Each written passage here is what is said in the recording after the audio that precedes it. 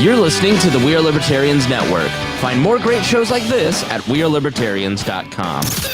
All right, let's get back to some boring subjects. Understand the risk to our country. Freedom brings people together. You're listening to the We Are Libertarians Network. Learn more at wearelibertarians.com. Welcome, everybody, to the program. My name is Chris Spangle, and today we are going to talk about the most litigated election in presidential history as of today, as of now. We're going to cover the lawsuits that are taking place around the election, and we are going to explain why these lawsuits are taking place. We're going to talk about the census and what's going on there. There are lawsuits in every single swing state, and we'll explain why. Do that right after this. Warning, this show is for adults, produced by semi-adults. So the language is sometimes strong and offensive. I don't know what I said.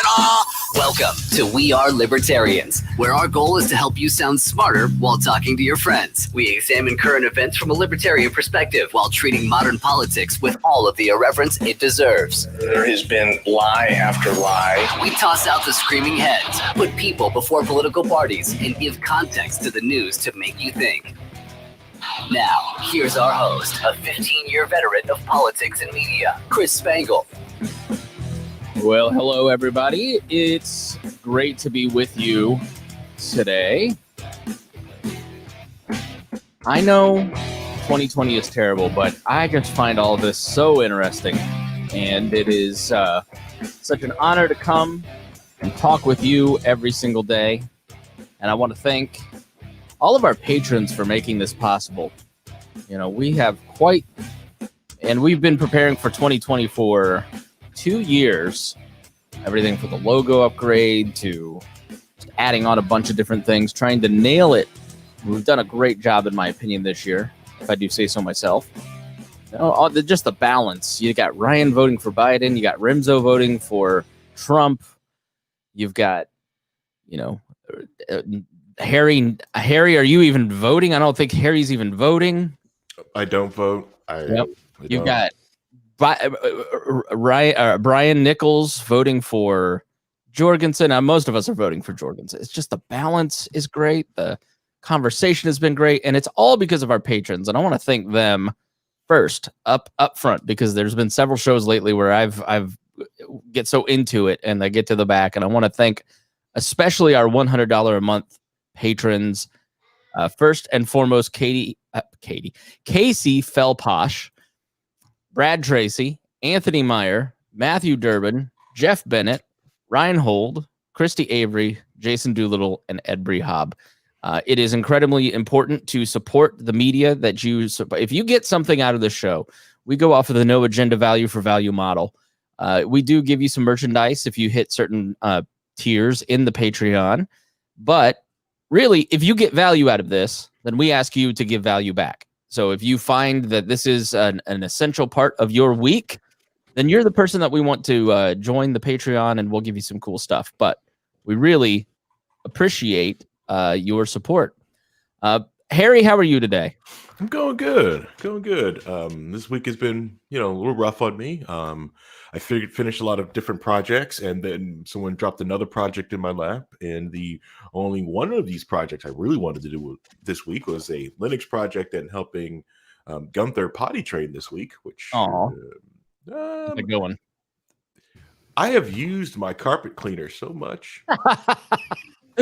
Gunther is a toddler, Harry's child. Yeah, and she just, I feel it's a big protest now at this point that she doesn't want to do what she does what she wants, and we're just along for the ride, and got to tell her that's not true. Yeah, right. Rhinehold, how are you? I'm doing well. It's been a fun, busy week, but still fun and getting things done. And I'm refinding my passion by rewatching Newsroom and some other Alan Sorkin TV shows, because if you didn't think he could get preachier. Yeah, if you didn't think that, man. I can get way preacher on that, on what we should be and what we could aspire to be and what we are. The difference in the chasm there.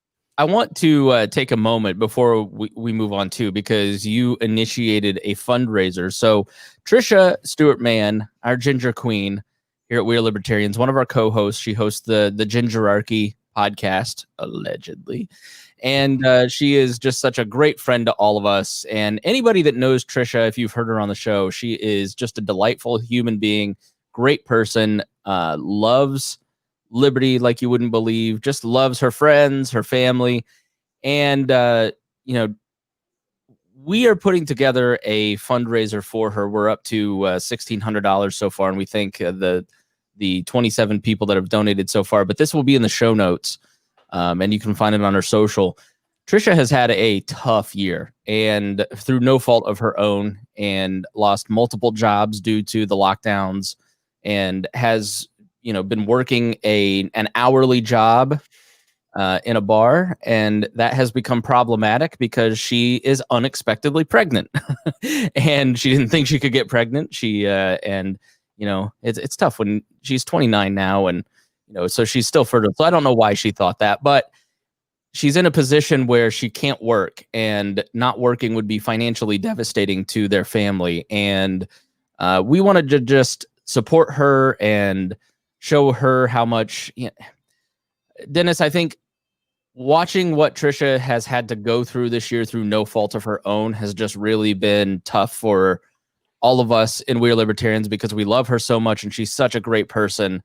And we're just trying to give back. So if you can give, $5, $10, $100, $50, $200, whatever you can give, we just really appreciate it, because she's at a point where she needs bed rest. She can't go to work.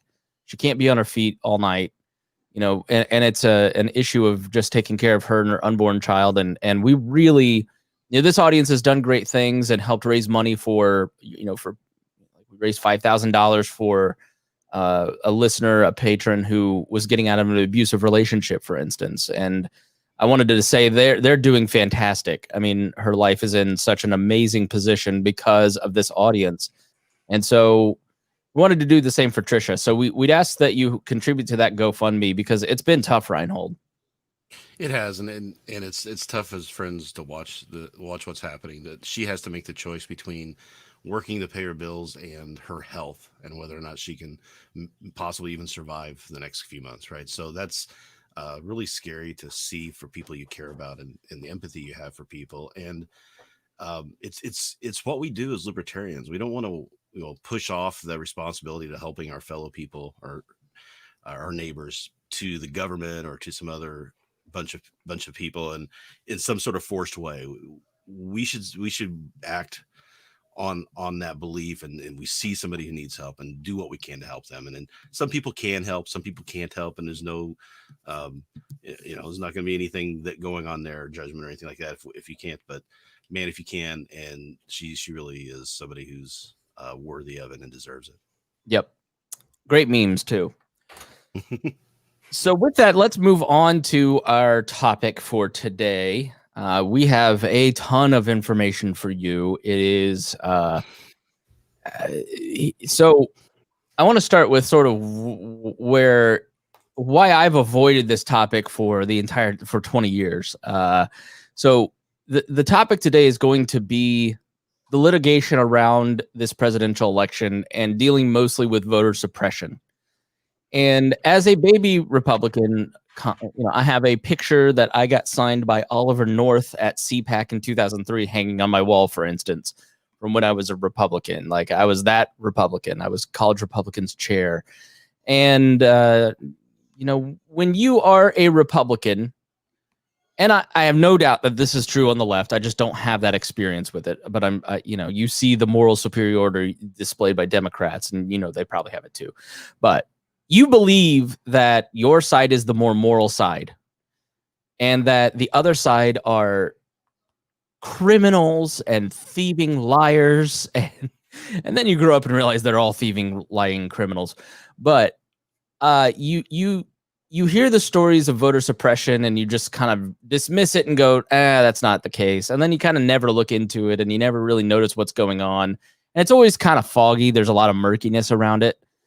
The problem with 2020 and the information that we're about to give you is that it's so nakedly out in the open that it's hard to dismiss in any way, shape, or form. I mean, we have at least an hour or two of material here based on the show notes, first and foremost by Sam Schultz, our great researcher, along with some of our own research through the last week. But, you know, the notes that we put together last weekend on this topic, we could have expanded into other states because new lawsuits are popping up by the Trump campaign trying to limit people's abilities to vote. And you've seen in the news, you know, the 11-hour lines in Georgia, for instance, you know, and the long and short of it is that in a place like Georgia, which every single year has voting problems, there's a reason, you know. And if you're in the northern part of Georgia, the white part of Georgia, there's one voting machine for every 50 people.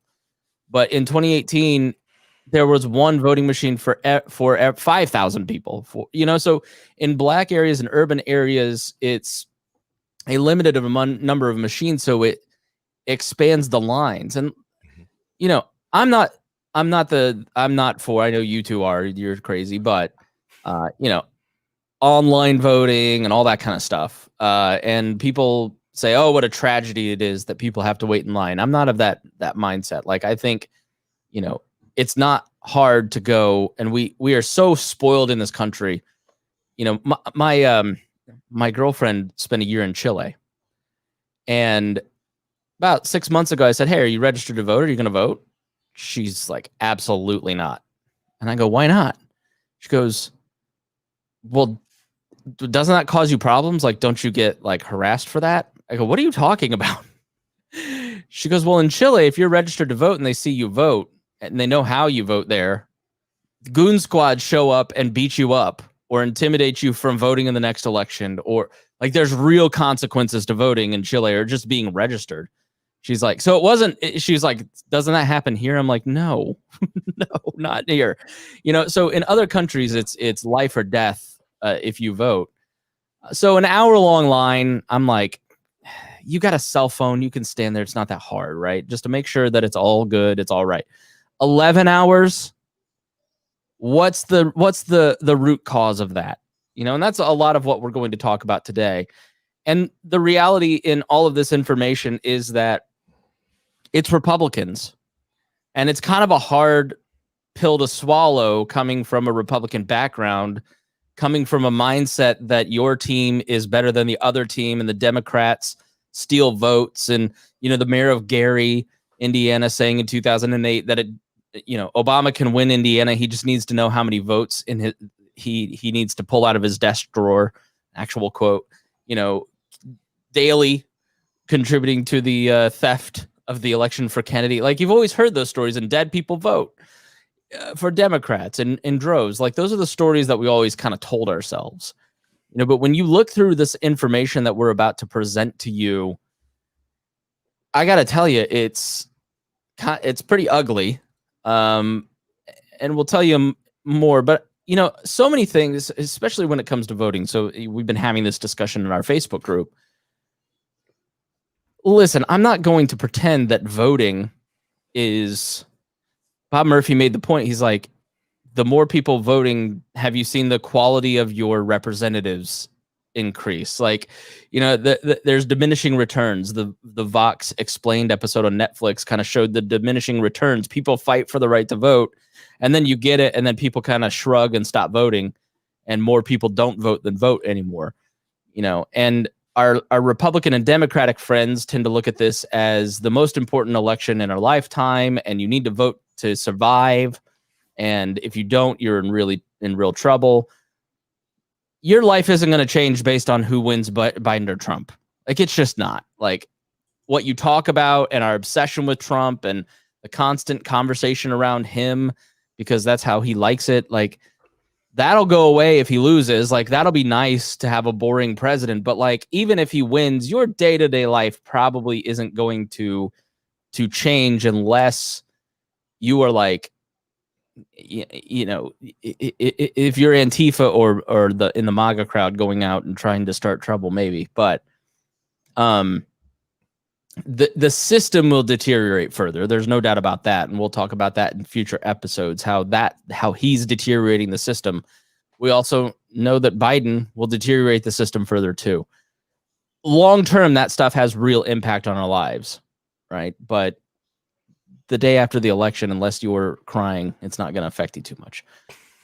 So I don't view voting. I view election season as lead generation. You're probably listening to the show because there's a presidential election, and if you're new, and I don't view it as a vehicle for change. I view it as lead generation to get you thinking differently and in a different way. But Harry, you don't vote, and maybe we'll start with why. But Rhinehold, do we want people voting? Like, do we want it to be as easy as possible to vote? Should people even be voting? What do you guys think? So I think, and this is kind of how I see it, I think every person who is eligible to vote should vote. But I think that every person who is eligible to vote should be well informed and be able to make the proper decisions on who to vote for. And I also believe that every person who's eligible to vote, who goes to vote, should be more interested in their local races, because that's where the powers should be centralized, not decentralized, as it were. Right? I mean, you should know who your state senators are and state congressmen are, and a lot of people don't. You should know who's on your boards and your county boards, because they're the ones. That's where any power that is given to the government should be placed, not the figurehead at the centralized part of the government. That position should be so devoid of power that it becomes just a national fun day to go in and vote who we want to be that executive at the time. And it's important that we choose that person properly and based off the right information, but it shouldn't be such an emotional just fight. I'm genuinely worried that people are going to kill themselves over the outcome of this election, or feel the need to take up or somebody else. Right. Yeah. Like it's really, please don't harm yourself because one candidate or another won. Like, it's going to be okay. It's just like that. That's my biggest fear, is that people internalize this stuff so much. Like, if you criticize Trump, people read it as, why are you criticizing me? If you criticize America, Biden wins, they've bought into the propaganda from the Rudy Giuliani's and the Fox Newses of the world that America is literally over. And it's just not. And please, it's going to be okay. Yeah, if Trump doesn't win, America's over. The cities are going to continue to burn. Right. So, Harry, why don't you vote?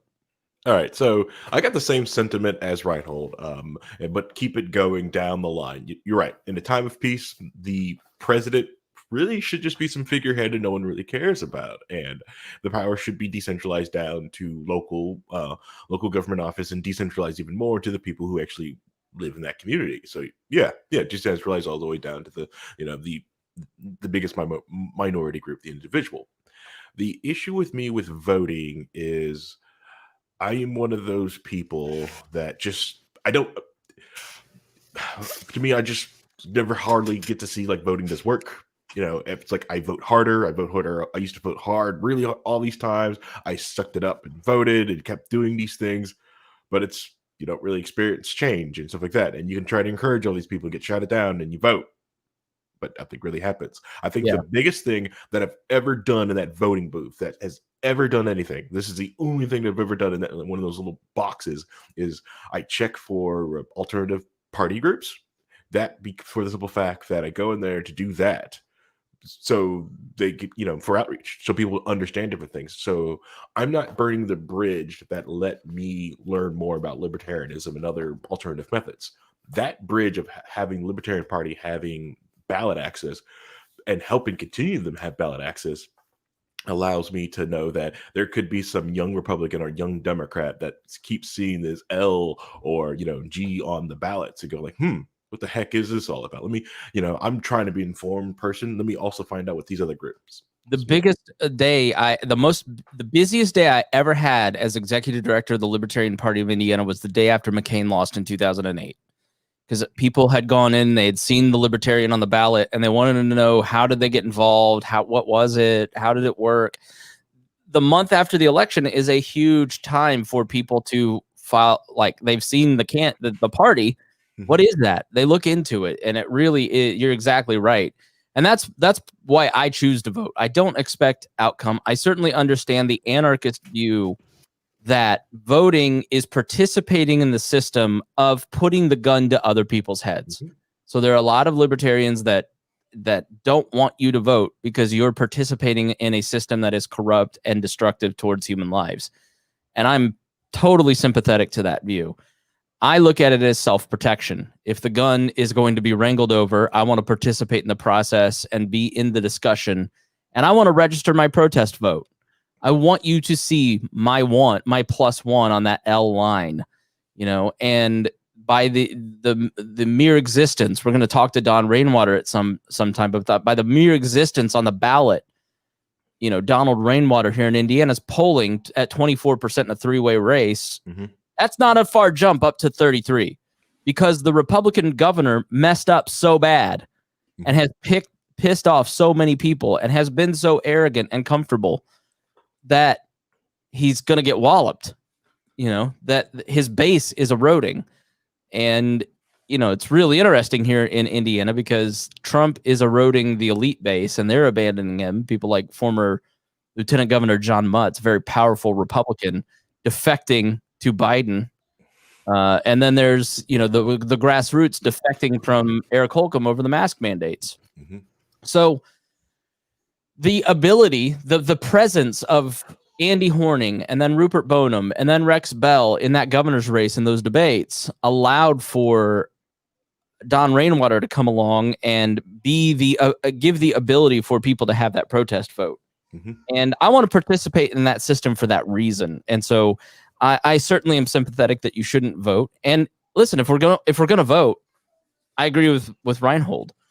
It's like gay marriage. If marriage is legal and it exists, then it should be open and free to all, and the government should not discriminate against couples that want to be married just because of their same-sex status. If we're going to vote, everybody should have the ability to vote. We should have full suffrage, and you shouldn't play games with the law. And so much of what Trump does is operates in that gray area.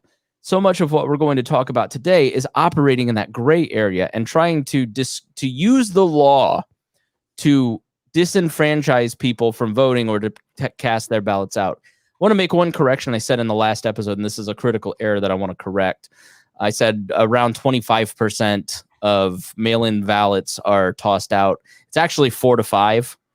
So in-person voting, about 1% gets tossed out. 4 to 5 of the mail-in get tossed out. So I apologize for having that fact. I heard it on a podcast somewhere, internalized that as a fact, and then when I was doing some further reading for this show, I found that I was totally wrong in a big way. So I do want to say that I wanted to be corrected on that. So, videos of this, the mindset here from both sides, but especially, it's on tape from the Republicans, is we don't want people voting because they're evil. So there's this group called the Council for National Policy, which meets every year with big, conservative movers and shakers. They've got video of Charlie Kirk speaking, Leonard Leo, who founded the Federalist Society. You've got Jenny Thomas, wife of Clarence Thomas, speaking and involved in this.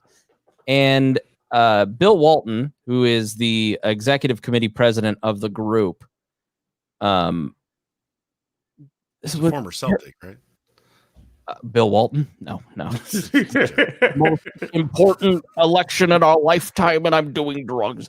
So I want you to hear I want you to hear Bill Walton and his view of this election. One of the things I've really come to with this is a spiritual battle we are in. This is good versus evil. And we saw that on display, the last 7 days or whatever it was, they were spewing. And we have to do everything we can to win. And he went on to, so he says, we have to do everything to win. Tom Fitton, president of Judicial Watch, told attendees the same day that the left is wargaming a plan to delay the election tally till January 20th and enable Nancy Pelosi to become the acting president. This kind of like crazy talk among political people, Fitton said, this is not an insignificant concern. Fitton called on the audience to find a way. This is from the Washington Post, link in our show notes. Fitton called on the audience to find a way to prevent mail-in ballots from being sent to voters. We need to stop those ballots from going out, and I want the lawyers here to help us, to tell us what to do. His organization is a tax-exempt charity, by the way. But this is a crisis that we are not prepared for. I mean, our side is not prepared for it. The left has wargamed this out and could cause civil war.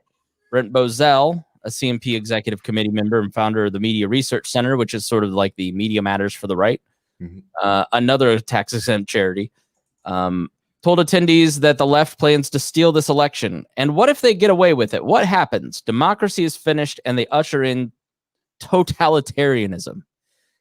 And this is, you know, kind of the, as you heard in our last episode, if you didn't hear the second part of last week, the mail-in voter stuff is just a myth. Like, there is no evidence whatsoever that any of this is that the left can or will steal an election in this way.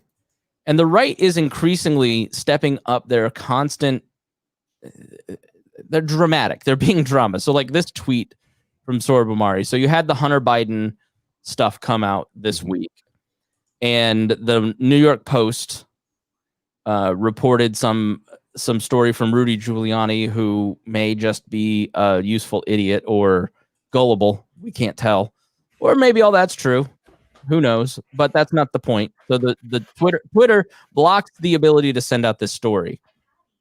And so Sohrab Ahmari, who works for the New York Post, who is a big Trump fan, who is the kind of the spiritual leader, he works for this magazine called First Things and is the spiritual leader of the new nationalist movement, the non-white supremacist national movement. He's more of a policy guy. You know, so nationalist usually gets associated with a, like the Richard Spencer type. Sohrab is not that guy. But he writes all these articles about how bad libertarians are and how wrong they are and how we need nationalism. And he has just been all over this. And he writes, "We beat Twitter's cyber totalitarianism. The link works. Thanks to all our friends who stood with Alexander Hamilton's newspaper."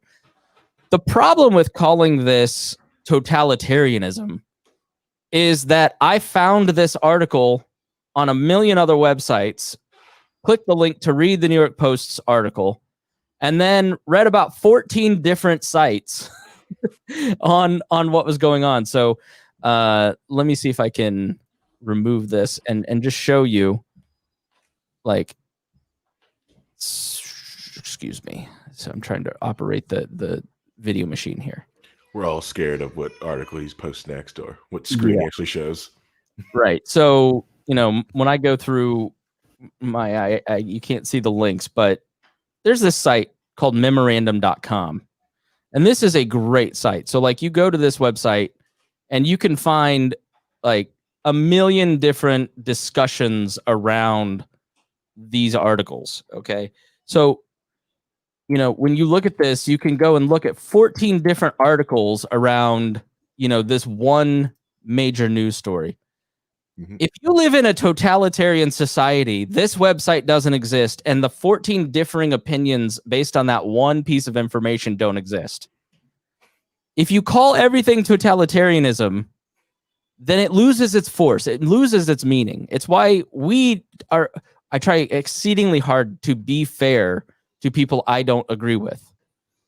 You know, I try hard not to call, you know, him Big Orange Cheeto, for instance, because I just don't think that's nice, and I don't think that makes your point effectively.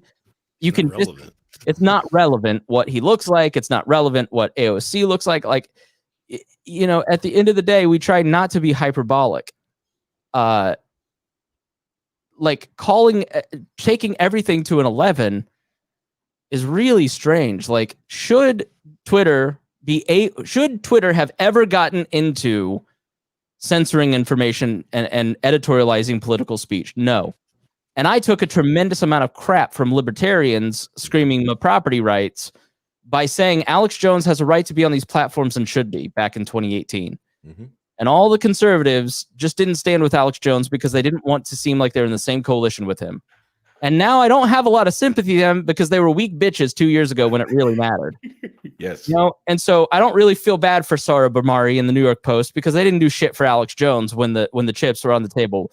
Twitter and Facebook made the decision to censor political information. They never should have done it. They've done it. And now Jack Dorsey's spending his day thinking about, am I going to piss off Senator Hawley or am I going to piss off Senator Wyden? Instead of thinking, how do I enrich the lives of 7 billion people?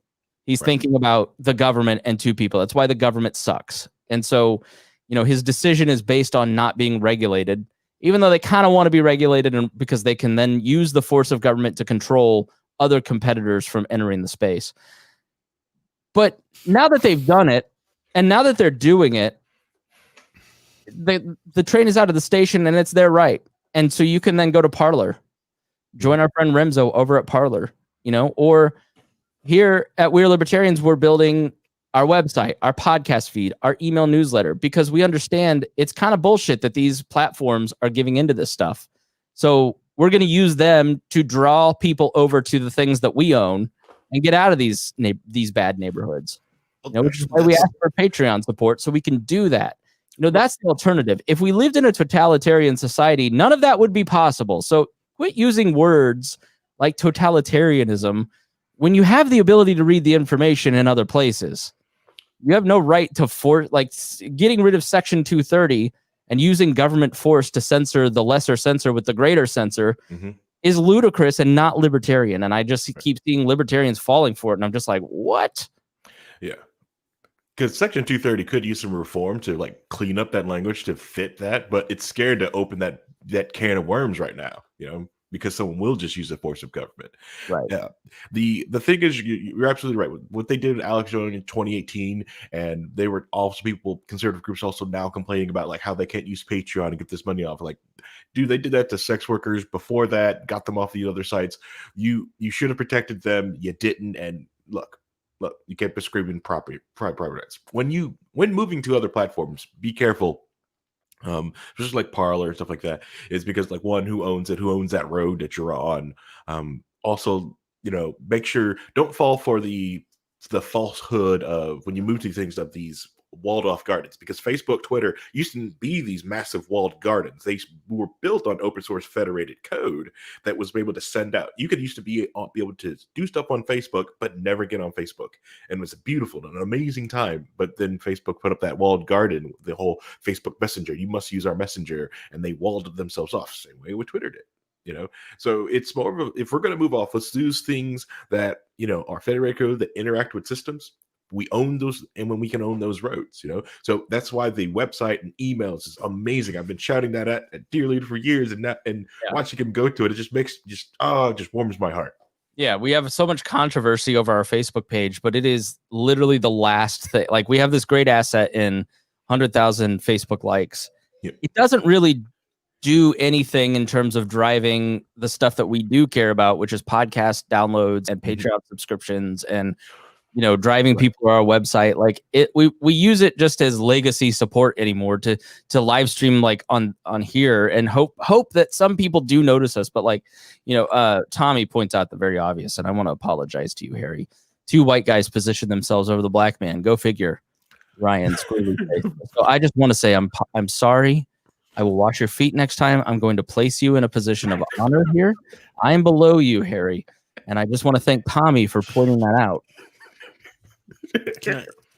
Go ahead, Ray. I want to go back because I kind of disagree with a few things that were said. So then you're wrong. When we talk about it being like Alex Jones had a right to be on the program, on the Facebook and the Twitter. No, he doesn't. He doesn't have a right to anything. That's private. And you're going to yell at me about private property rights, but it's seriously their way of doing business. Now, libertarianism would point to say, if they keep doing that, and I'm not saying they should have kept him off of the platform. It's just that they had the right to make that what Right. they wanted it to be. You as We a as a consumer, people you as should- an informed consumer and a user of the platform should make your voice known and say free speech is important to me, and you shouldn't do this, and you should put pressure on them. Right. And saying But that you should also be willing to leave and go do something. Right. There's always going to be competition, and that's the beauty of this. That's why we embrace libertarianism, because there's always competition for the best to come out. And if enough people get upset about Facebook doing what it's doing and Twitter doing what it's doing, and trust me, the young people aren't going to Facebook. Facebook is going to die out. Yeah. You know, they're not going, they're hardly even going on Twitter. They're doing Instagram or other things now because they want to be somewhere else doing their own thing. That's how this stuff cycles through. That's how you get there was so much outcry about the New York Post article being blocked on Twitter that Twitter ended up going, okay, we're going to allow it to go through. because they're stupid. If you don't want people reading it, then you don't censor it. They made their own bet. I don't want to spend more time on this because this is not germane and I'm on a tangent. But in both of these instances, when you've got the guy on the right saying they must be stopped in any way possible, you know, liberals are slamming these social media companies saying you shouldn't allow this information. You've got NBC is just so Maggie Haberman shared the article and the left was just trying to devour her, calling her MAGA Haberman or just like MAGA Maggie.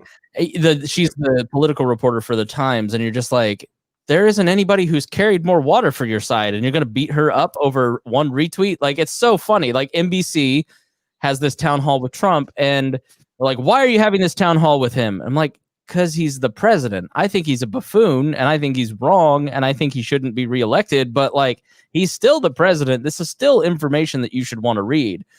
But when you think the other side is evil, there's almost nothing that will stop you from trying to prevent that side from winning.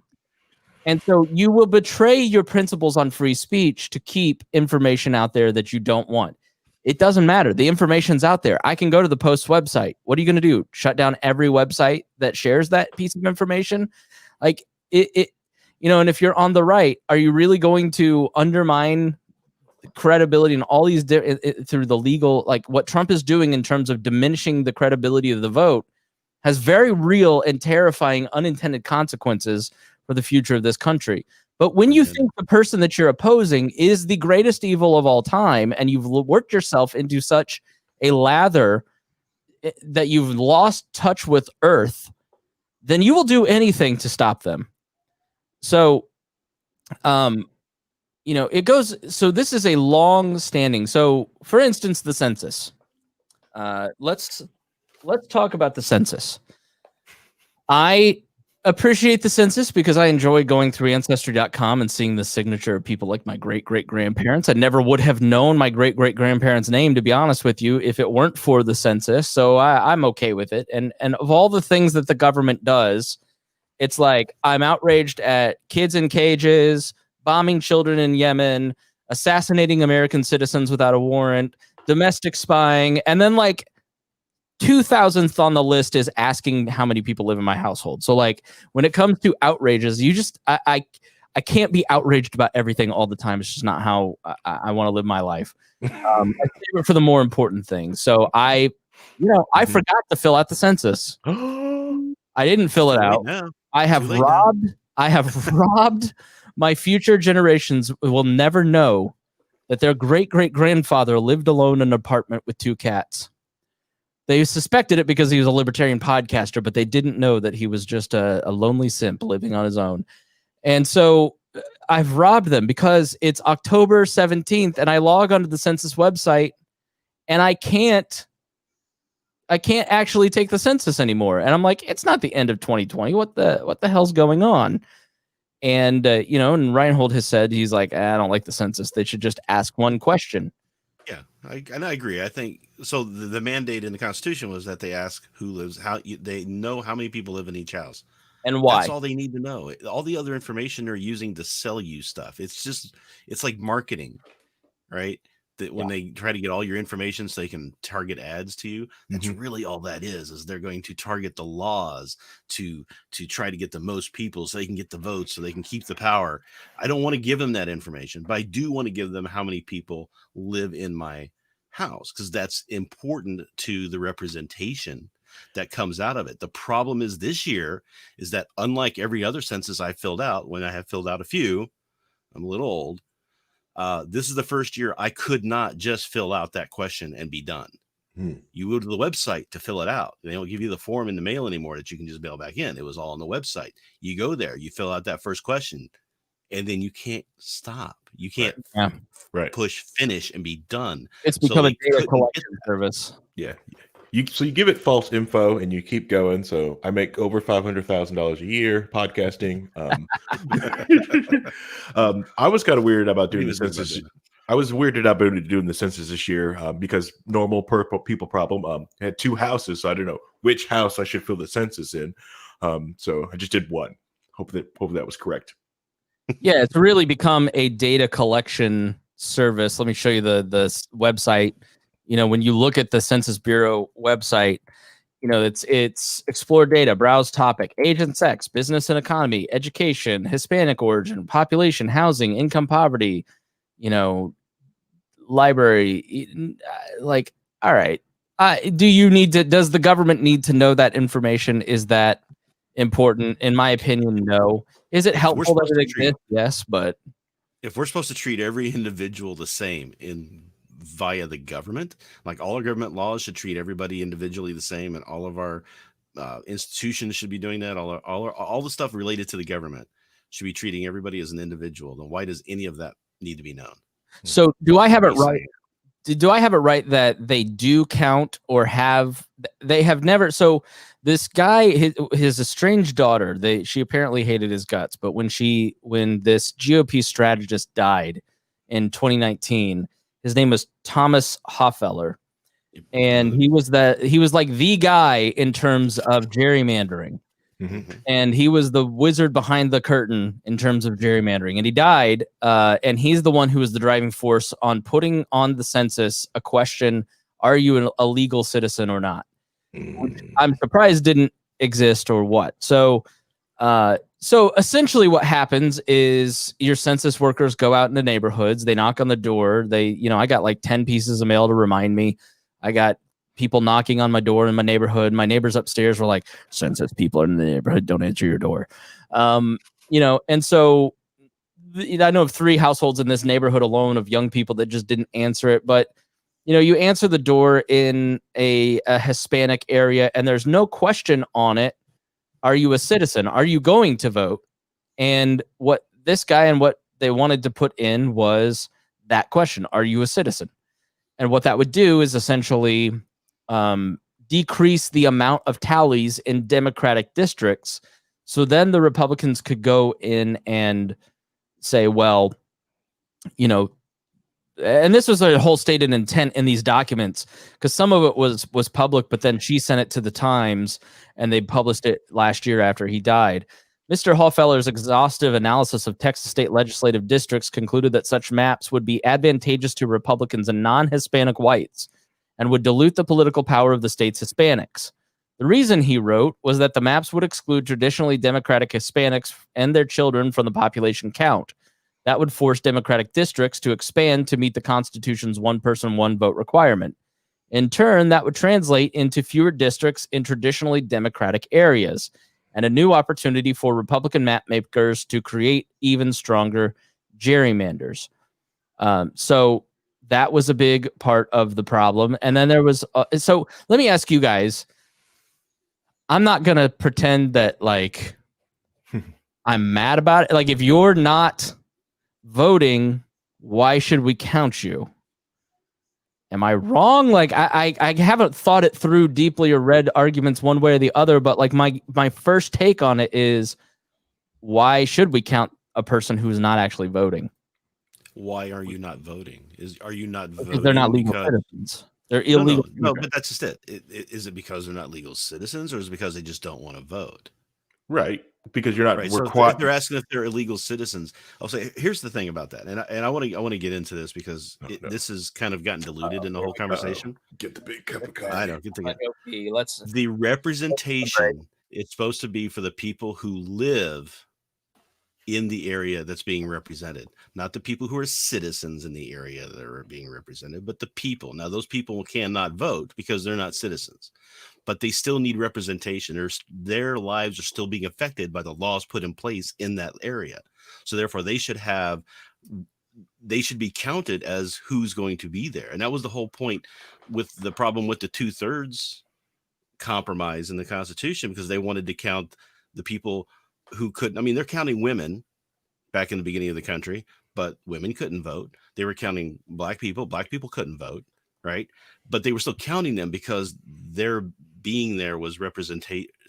They needed to be represented in the government, so that people could say, hey, we got to think about these people too. All right, so go ahead, Harry. a couple of things, right? Not every white person also couldn't vote when the Constitution was up. That was just for landowners. That was landowners. I think Landowners only. Right? 30% of those in the country could vote or something. Correct. Yeah. Right. Yeah. They counted everybody. Thank you for the great Andrew Jackson. Make sure everyone could vote in this country. I'm sure he did nothing else bad. So let's I'll look it up because we're sure nothing bad happened there. Nothing bad ever. Don't ever look at that. And he did something with the central bank, but other than that, stop looking. To me, I'm with that. It also goes to the idea of what makes a citizen. I think the idea that people who are quote unquote like the citizenship thing, you could be a citizen of the town, maybe not be able to vote into the federal elections. I see that, but if you live in that town, you've been in that town for 20 years, you have more right than anyone else to vote in the election to figure out what the town's going on, depending on which imaginary line that you're born on. You know, maybe you're not because you don't have the federal club membership. Maybe you have to pay for the federal club membership, but there's no. Well, the idea behind citizenship, I'll get back to you real quick, but the idea behind citizenship was to just have a way to prove that people who are coming in here, who weren't born here, had some investment in the country. They weren't just coming in, voting, being a citizen, and then leaving every 6 months or something like that, like migrant people. Yeah. It was supposed to be people who are invested in the future of this country, but it's gotten out of hand on trying to make that argument stick. Now it's like there are people who have green cards for 30 years, they can't get citizenship, or people who are trying to get green cards for 20 years and they can't get into the country, and it's just gone crazy off the deep end. Yeah. But And there was that thought process, and the process is still incredibly hard and difficult. We've got the entire IT team for the company that I work for trying to get one of our team members like his citizenship. Like this is what we're doing. This is our side project, and it's just like this. Why is this so difficult? Why does it cost $10,000 minimum? I mean, to do. I mean, it is crazy. win the lottery too. Yeah. So Yeah. by your logic, Rhinehold, a lot of discussion lately on adding court packing. We'll get to some other time because that's like the 2018 midterms with the caravans. Court packing's not going to happen. But by your logic, should Puerto Rico and Washington D.C. be admitted as another state? And my problem with that is that the whole system's set up on balance. Anytime a state was brought in through the 1800s, you'd have one state on one side and they bring in another, or they create states. So there was always a continual system of balance. But by your logic, if you extend for slavery, but when you extend your logic, you then give a 4-seat Senate majority permanently almost to the Democratic Party. But you give representation to the Puerto Rico and Washington, D.C. citizens. So they're still having laws that we create that affect them. And B, why are they permanent Democratic strongholds? Is it because the Republicans have spent so many years and money and time keeping them down? I mean, they're fighting them out. I mean, the only group that Donald Trump hasn't alienated in terms of blocks of voters are QAnon and white supremacists. Like, there is a lot of validity to your argument in that Republicans have not tried. The culture is changing. The citizens and the millennial and Gen Z generations are changing. And the message, by and large, from the Republican Party is not viable. Like the world is moving on from you, which they tantrum. And so that's what a lot of this show is about, is what legal means do we have to preserve our power?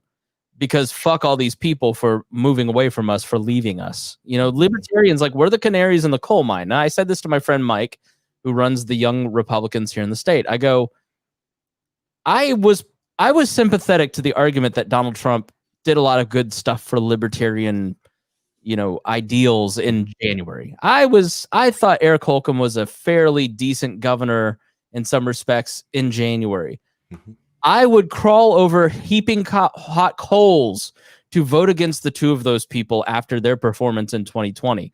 Libertarians in the Libertarian Party would probably prefer to be a part of one of the other two major parties because it would just make life a lot easier. We'd be part of winning campaigns.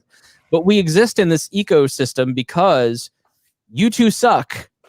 You're the ones who radicalized us. And there is some validity to your argument that so what? Like, you wouldn't have a Democratic, like Republicans, as we discussed in the last, Republicans had a map that was going to give them more seats in 2020. Mm-hmm. And they blew it. Yep. They're the ones who blew it. Donald Trump is the one who's lost all these Donald Trump is the one who lost, and but it's always the media's fault. There's always an excuse. There's never some navel gazing going, maybe we're the problem. And so if there is a permanent majority in the Senate, you're probably right. Like, it's on them. Well, but it's not permanent. That's what I'm saying, is if the parties would start representing the people's thoughts and needs in that district of the new Puerto Rico or the DC, then maybe that party would get them people to vote for them. It's this idea that this state is, California is red. That's it. Right. It didn't be. California was Republican like 40, 50 years ago. They elected Ronald Reagan as their governor. God's sake, it's the way times change and society change and how the parties react to that and how they represent their people. That all changes that, and it goes in flux. And this idea of a permanent anything is just really silly. That's correct. Hold on, Harry. I have a brilliant point to make.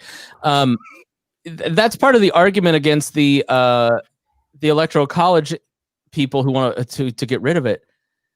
Like, there's fluidity in the states. Like, you're viewing, I say this to Ryan all the time, I'm like, you're viewing the current red-blue map as a permanent state. It's never going to change. When there's generational cycles, just like you mentioned, like Indiana flip-flops, Ohio is going to be a swing state again now. Because our politics is fluid, so are our states in the Electoral College. But we'll get to the point where, ironically, the Electoral College may be the thing that saves Biden from losing to Trump, which will be hilarious, and I'll never stop laughing at Ryan. Go ahead, Harry. All right, so like you're right.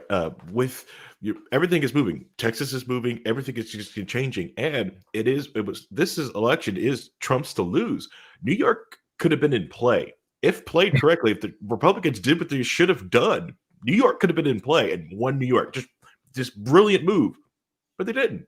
They just kind of like laughed at it and poked fun at it. Like, you guys could have got New York, that, because they were really pissed off at Cuomo and they were locked down. Like, you had these people, all these people that are angry and pissed off. You could have did something, but you didn't. I really thought my heart of hearts was believing that New York could have been in play, and it's just not. Yeah, they blew it. Just like we talked about in the last episode, they blew it. So the Bloomberg has a brand called City Lab, and they posted a long article detailing some of the census stuff and why it matters and what's going on. And it's titled "The 2020 Census is Being Sabotaged," says leading U.S. statistician, posted on the 15th. And I'm just going to pull some of the quotes here. So, quote, the population count. So they talked to this statistician who focuses on the census, and let me give his name for the sake of interest. So Robert Santos, Vice President and Chief Methodologist at the Urban Institute and President-elect of the American Statistical Association. Those are the groups. So the population count is responsible for making decisions about trillions of dollars in federal funding, and Santos did not mince words about how distorted the undercount could be. The coronavirus pandemic forced the Census Bureau to extend the window for going door to door to count households, and that had not yet responded.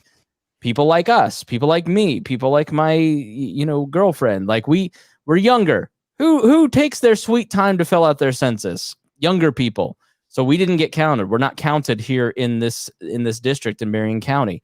So now that undercount will be represented in both state and local and federal races and districts when the districts are redrawn this year. So there will be a disproportionate amount of younger people not counted. Instead of wrapping up operations in July, the Census Bureau, with the support of the White House, set a deadline of October 31st. The agency also asked Congress to move the date for submitting the final count from December to April 2021.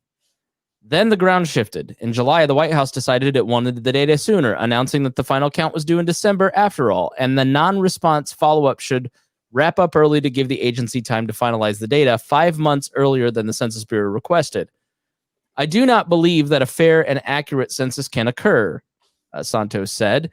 I expect it to be one of the most flawed censuses in history. The court decision alone is not responsible for this looming disaster, Santos said. Any undercount will be the result of a perfect storm of factors, starting with a call to add a citizenship question to the census that was rejected by the Supreme Court in 2019. In subsequent months, the president asked the Census Bureau to use administrative data to determine the citizenship status of every American adult and issued an executive order to exclude undocumented immigrants from the apportionment of congressional districts. Plus, the White House installed several hand-picked appointees inside the Census Bureau. Heard that one before. Leading to internal fears of political interference. See the FDA and CDC.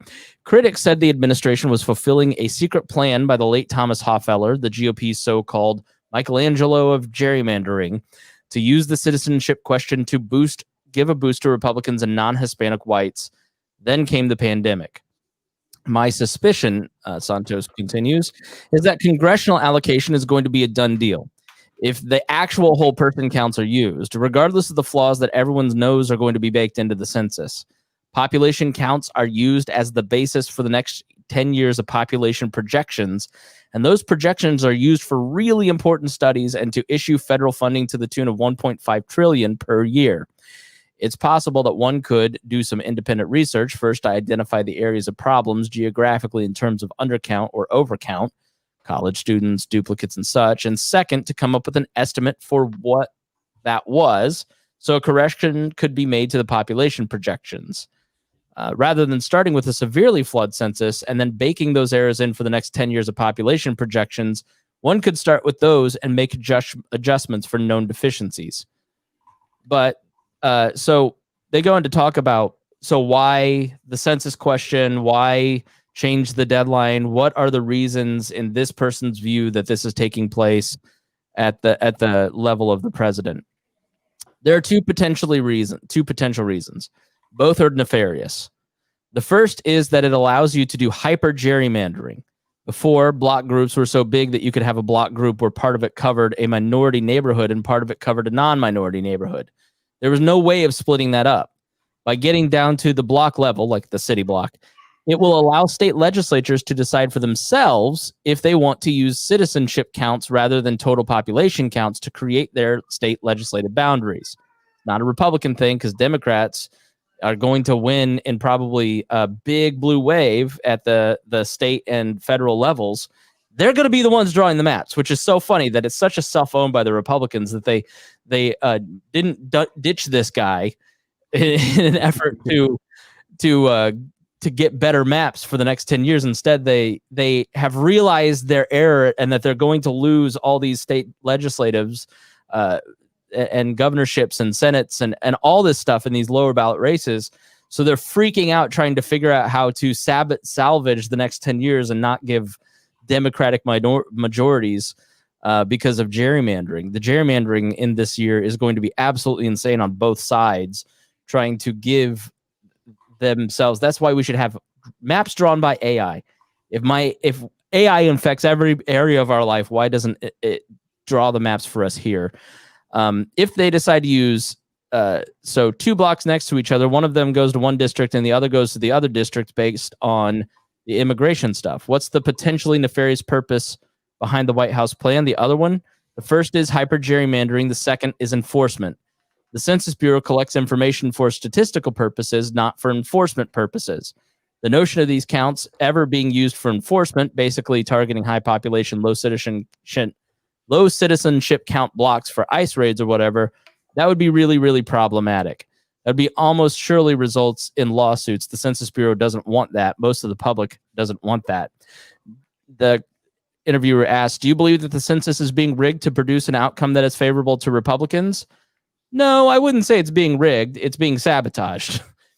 And so, that's a big part of the census plays into gerrymandering on both of these teams. And they'll go through and they will draw a neighborhood in different parts. So that's why the census story matters, because it's one of those things you're not paying attention to now, but in 2 to 3 to 4 years, when you're like, why are there so many more Democrats? Well, it's because the Republicans lost a lot of legislatures this year because of making excuses for Donald Trump. And then the Democrats gerrymandered the crap out of all these various districts at the state and federal level and local level and gave themselves an advantage, because that's exactly what the Republicans did 10 years ago. And you know who pays the price? All of us regular people who aren't paying attention. They benefit from it. We don't. Any thoughts? AI is not the solution. AI is terrible. Don't do it. That's trash. AI is programmed by a human. Human has biases. Humans are flawed. Their code that they can produce is also flawed. You believe that AIs can be manipulated. AI AI is not this nonpartisan being in the corner. It has biases. It has, that, and we watch algorithms all the time shift and change based off of their, how people program and how many people manipulate it. Code has issues.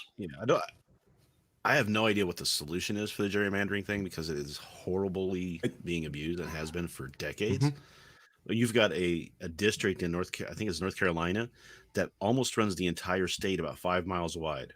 Yeah. So let me. That representative of a community, when you're talking about people in your district who are 150, 200 miles away from you. Right. It doesn't make any sense. Right. And the number of representatives we have too isn't representative of what it was supposed to be, right? That is the other big problem too. We need to get more representatives in the House, but that's probably a whole other conversation.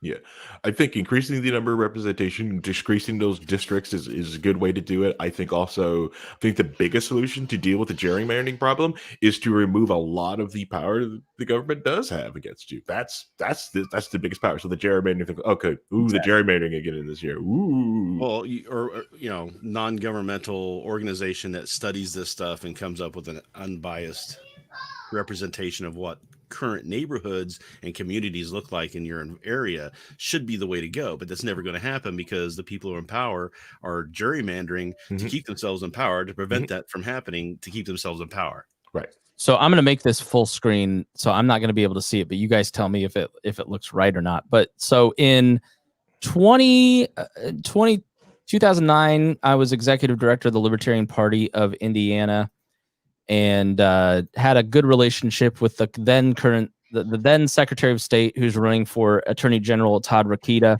He appointed me to the Help America Vote Act Commission.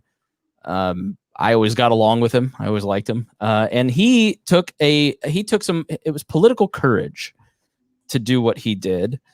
And he put together something called Rethinking Redistricting. So I'm going to make this full screen. All right, good. So you can't see it. All right. So I was a big fan of this when it came out too. Yes. And so what Rokita did as Secretary of State was said, let's redraw the legislative districts to better represent people and not politics. And so he talked about, and I'll put this in the show notes so you can see the document for yourself. This document I had to archive because when the new Secretary of State came in, he deleted it and made sure nobody ever saw this again. Here we are 10 years later, because I'm annoying. And so he worked with the Brennan Center and Common Cause, which is all over voting issues. Great resource. We cite them a lot on these 2 episodes because they are a nonpartisan, great organization. And he worked with them to say, all right, so let's say fair maps existed. What would those look like for Indiana? And, he points out that if you were in Terre Haute, Indiana, which on the west side of Indiana, if you're thinking of it like a boot, and the boot kind of tilts towards the west, towards California, Terre Haute's on the left side in the smack dab middle. Evansville is down at the very bottom of the boot. Milwaukee is just up above Chicago. The district that in the 8th district for the last 10 years, if you live in Terre Haute, or if you live in the top of the 8th district in Indiana, for instance, right here, you are closer to Milwaukee than you are to Evansville. So, none of these maps really made sense. And so he put together on the left. So here's the existing map of House districts. Mm-hmm. And so you have, all these wild, crazy maps, and they're all like weirdly drawn. And it's basically they split neighborhoods and communities in half, because on this side, it's a bunch of Democrats, and on this side, it's a bunch of Republicans. And so for 10 years, we've really only had about half a dozen state house races that are competitive, because it saves the other two parties money. But it doesn't benefit the people of Indiana. And so he put together these maps that try to include and keep intact different counties and include various fair groups. House that's the state Senate map. This is the House legislative map. This is even weirder. Look at this one over here where you have this big, it is hugging another district, and so you look at this one that goes from Indianapolis to Richmond, this long one, instead of it just being Henry County and blocking it kind of like this, they just used basically census data. Just how many people live in an area? Let's draw the maps, not using political data of who votes in what way on these blocks. The congressional districts, if you live here, you're closer to Milwaukee than you are down here. So this is a much fairer drawing of the map because it's drivable as opposed to not drivable. So using all kinds of, data showing community split. This is a town totally split. So it's a great visual representation of the problems that are taking place in Indiana. And this happens everywhere because all sides do it. Right. Well, Todd Rokita pissed off the Indiana House and Senate Republicans so badly. He was going to run for Senate in 2012. He pissed them off so badly with this that he wasn't able to run because he tried to do the right thing and he got punished for it. And so that's this data that is being pulled for the census is going to be used for this kind of stuff for these purposes and other purposes like rounding up illegals. So if that's your thing, cool. But just so you are paying attention to the census issue and why it matters and what when you're looking back going, how did this happen? Think about this episode. So let's start talking about the voter suppression tactics and basically the Trump campaign's war on voting.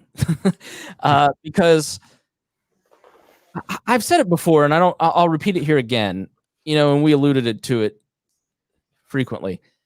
Trump has a lot of personality traits that could have made him, not in the libertarian sense, maybe in the libertarian sense, but not necessarily in the libertarian sense, a quote unquote great president.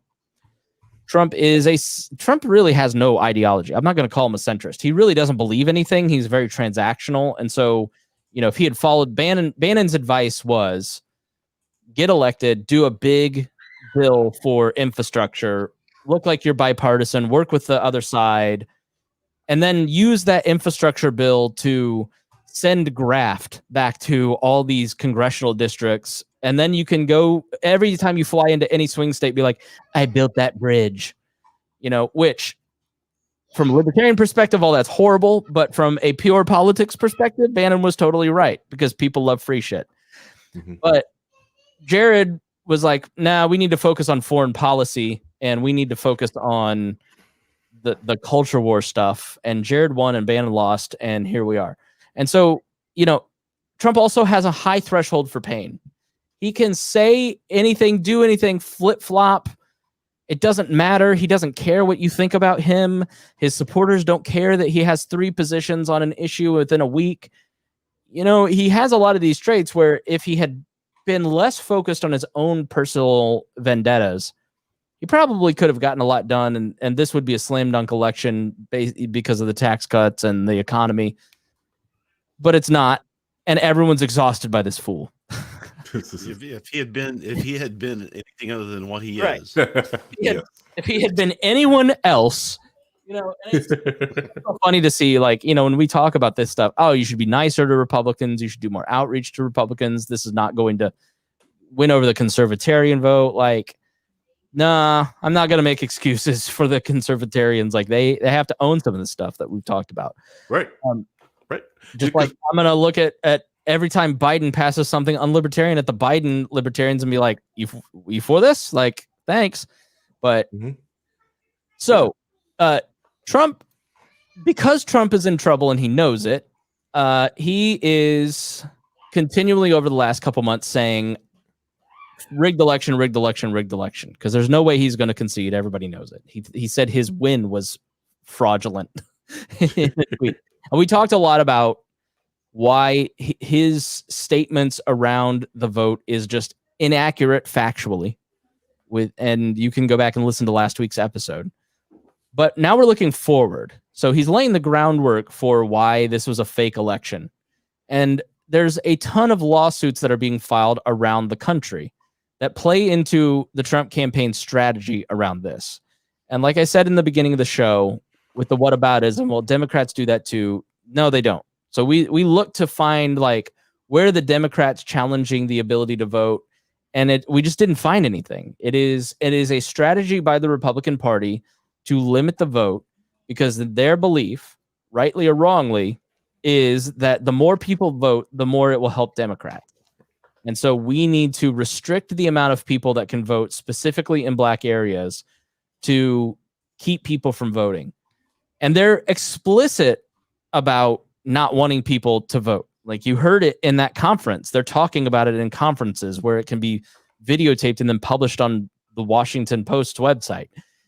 So according to the New York Times, and again, you can go and look at our show notes and look at all this. According to the New York Times, the Republican strategy for November's election envisions recruiting up to 50,000 volunteers in 15 key states to monitor polling places and challenge ballots and voters deemed suspicious. Well, Rhinehold, Harry, is there a standard for a suspicious-looking voter when they walk into the polls? What criteria are we judging that upon? So obviously it's going to be, whether they're thinking a lot, they haven't made up their mind yet, right? Or a certain Harry, they're scratching their head, I think is what he's saying, we got a color chart too, just in case how they're feeling that day. Right. It's a mood, a mood, yeah. Like a mood ring. Yeah. Mood ring. Right. The color of their ring is how they're going to judge it. Correct. Or now with COVID, I've got this magic device. I'm going to point at them ooh, you have a fever. You can't come in here. Right. If you're wearing a mask, you're not allowed in. If you're not wearing a mask, you're allowed to vote. Mm-hmm. So this would be part of a $20 million plan that would allot millions to challenge lawsuits by Democrats and voting rights advocates seeking to loosen state restrictions on ballots. So as Democrats and voting rights advocates Stacey Abrams has a group, as they're trying to allow people to vote easily, quickly, and effectively, the Republicans are suing to stop that. So things like making Election Day a federal holiday. Well, that's no good. We can't do that. We talked a lot about the barriers to absentee voting and just voting in general, and the shrinking of polling places and voter ID. So those are some of the things that the fair fight the Stacey Abrams group will do that Republicans will fight. Besides the National Party and Trump's campaign strategists, conservative advocacy groups are also suing, recruiting poll monitors, and mounting media campaigns of their own. Josh Helton, a Republican consultant, said at CPAC, Republicans will have an election day operation that, quote, probably no other presidential campaign has had before. It's going to be all hands on deck. Normally, a presidential campaign will organize people in every district and every polling place to stand outside and hand you the crap that you're not going to look at. This group, this campaign is hiring people to stand inside the polling place as a poll watcher. So the way that this works is if you are You can volunteer for the clerk, and you can be a judge or a person that checks people in, or you can help people fill out their ballots or make sure the machines work and all that stuff, right? Mm-hmm. You can also be a watcher. So as a Libertarian Party official, I could call the county clerk and I could get watcher cards, and it was open to all three political parties. And I could hand that card to a trusted Libertarian Party person. And on election day, what we would do is when we got wind, people call their party headquarters, right? So if you're in a district, you're at a precinct and something looks suspicious, people will call the Republican Party if they're Republicans, or, they'll call the Libertarian Party if they're having a problem. And I would then dispatch people to go check that out. So I'd have a team of people who were on our side that I knew I could trust, that I knew weren't hyperbolic and they were going to assess the situation. They were very thoughtful. Like Rhinehold would be one of those people, like, he's going to suss it out, and he's going to tell me what's going on, because he's not going to get there and be like, oh my God, they're doing that. Like one of the hot take people. Right. Mm-hmm. So like, believe it or not, sometimes the standards of Lou Scalt was one of those people for me. So they'd go and check it out.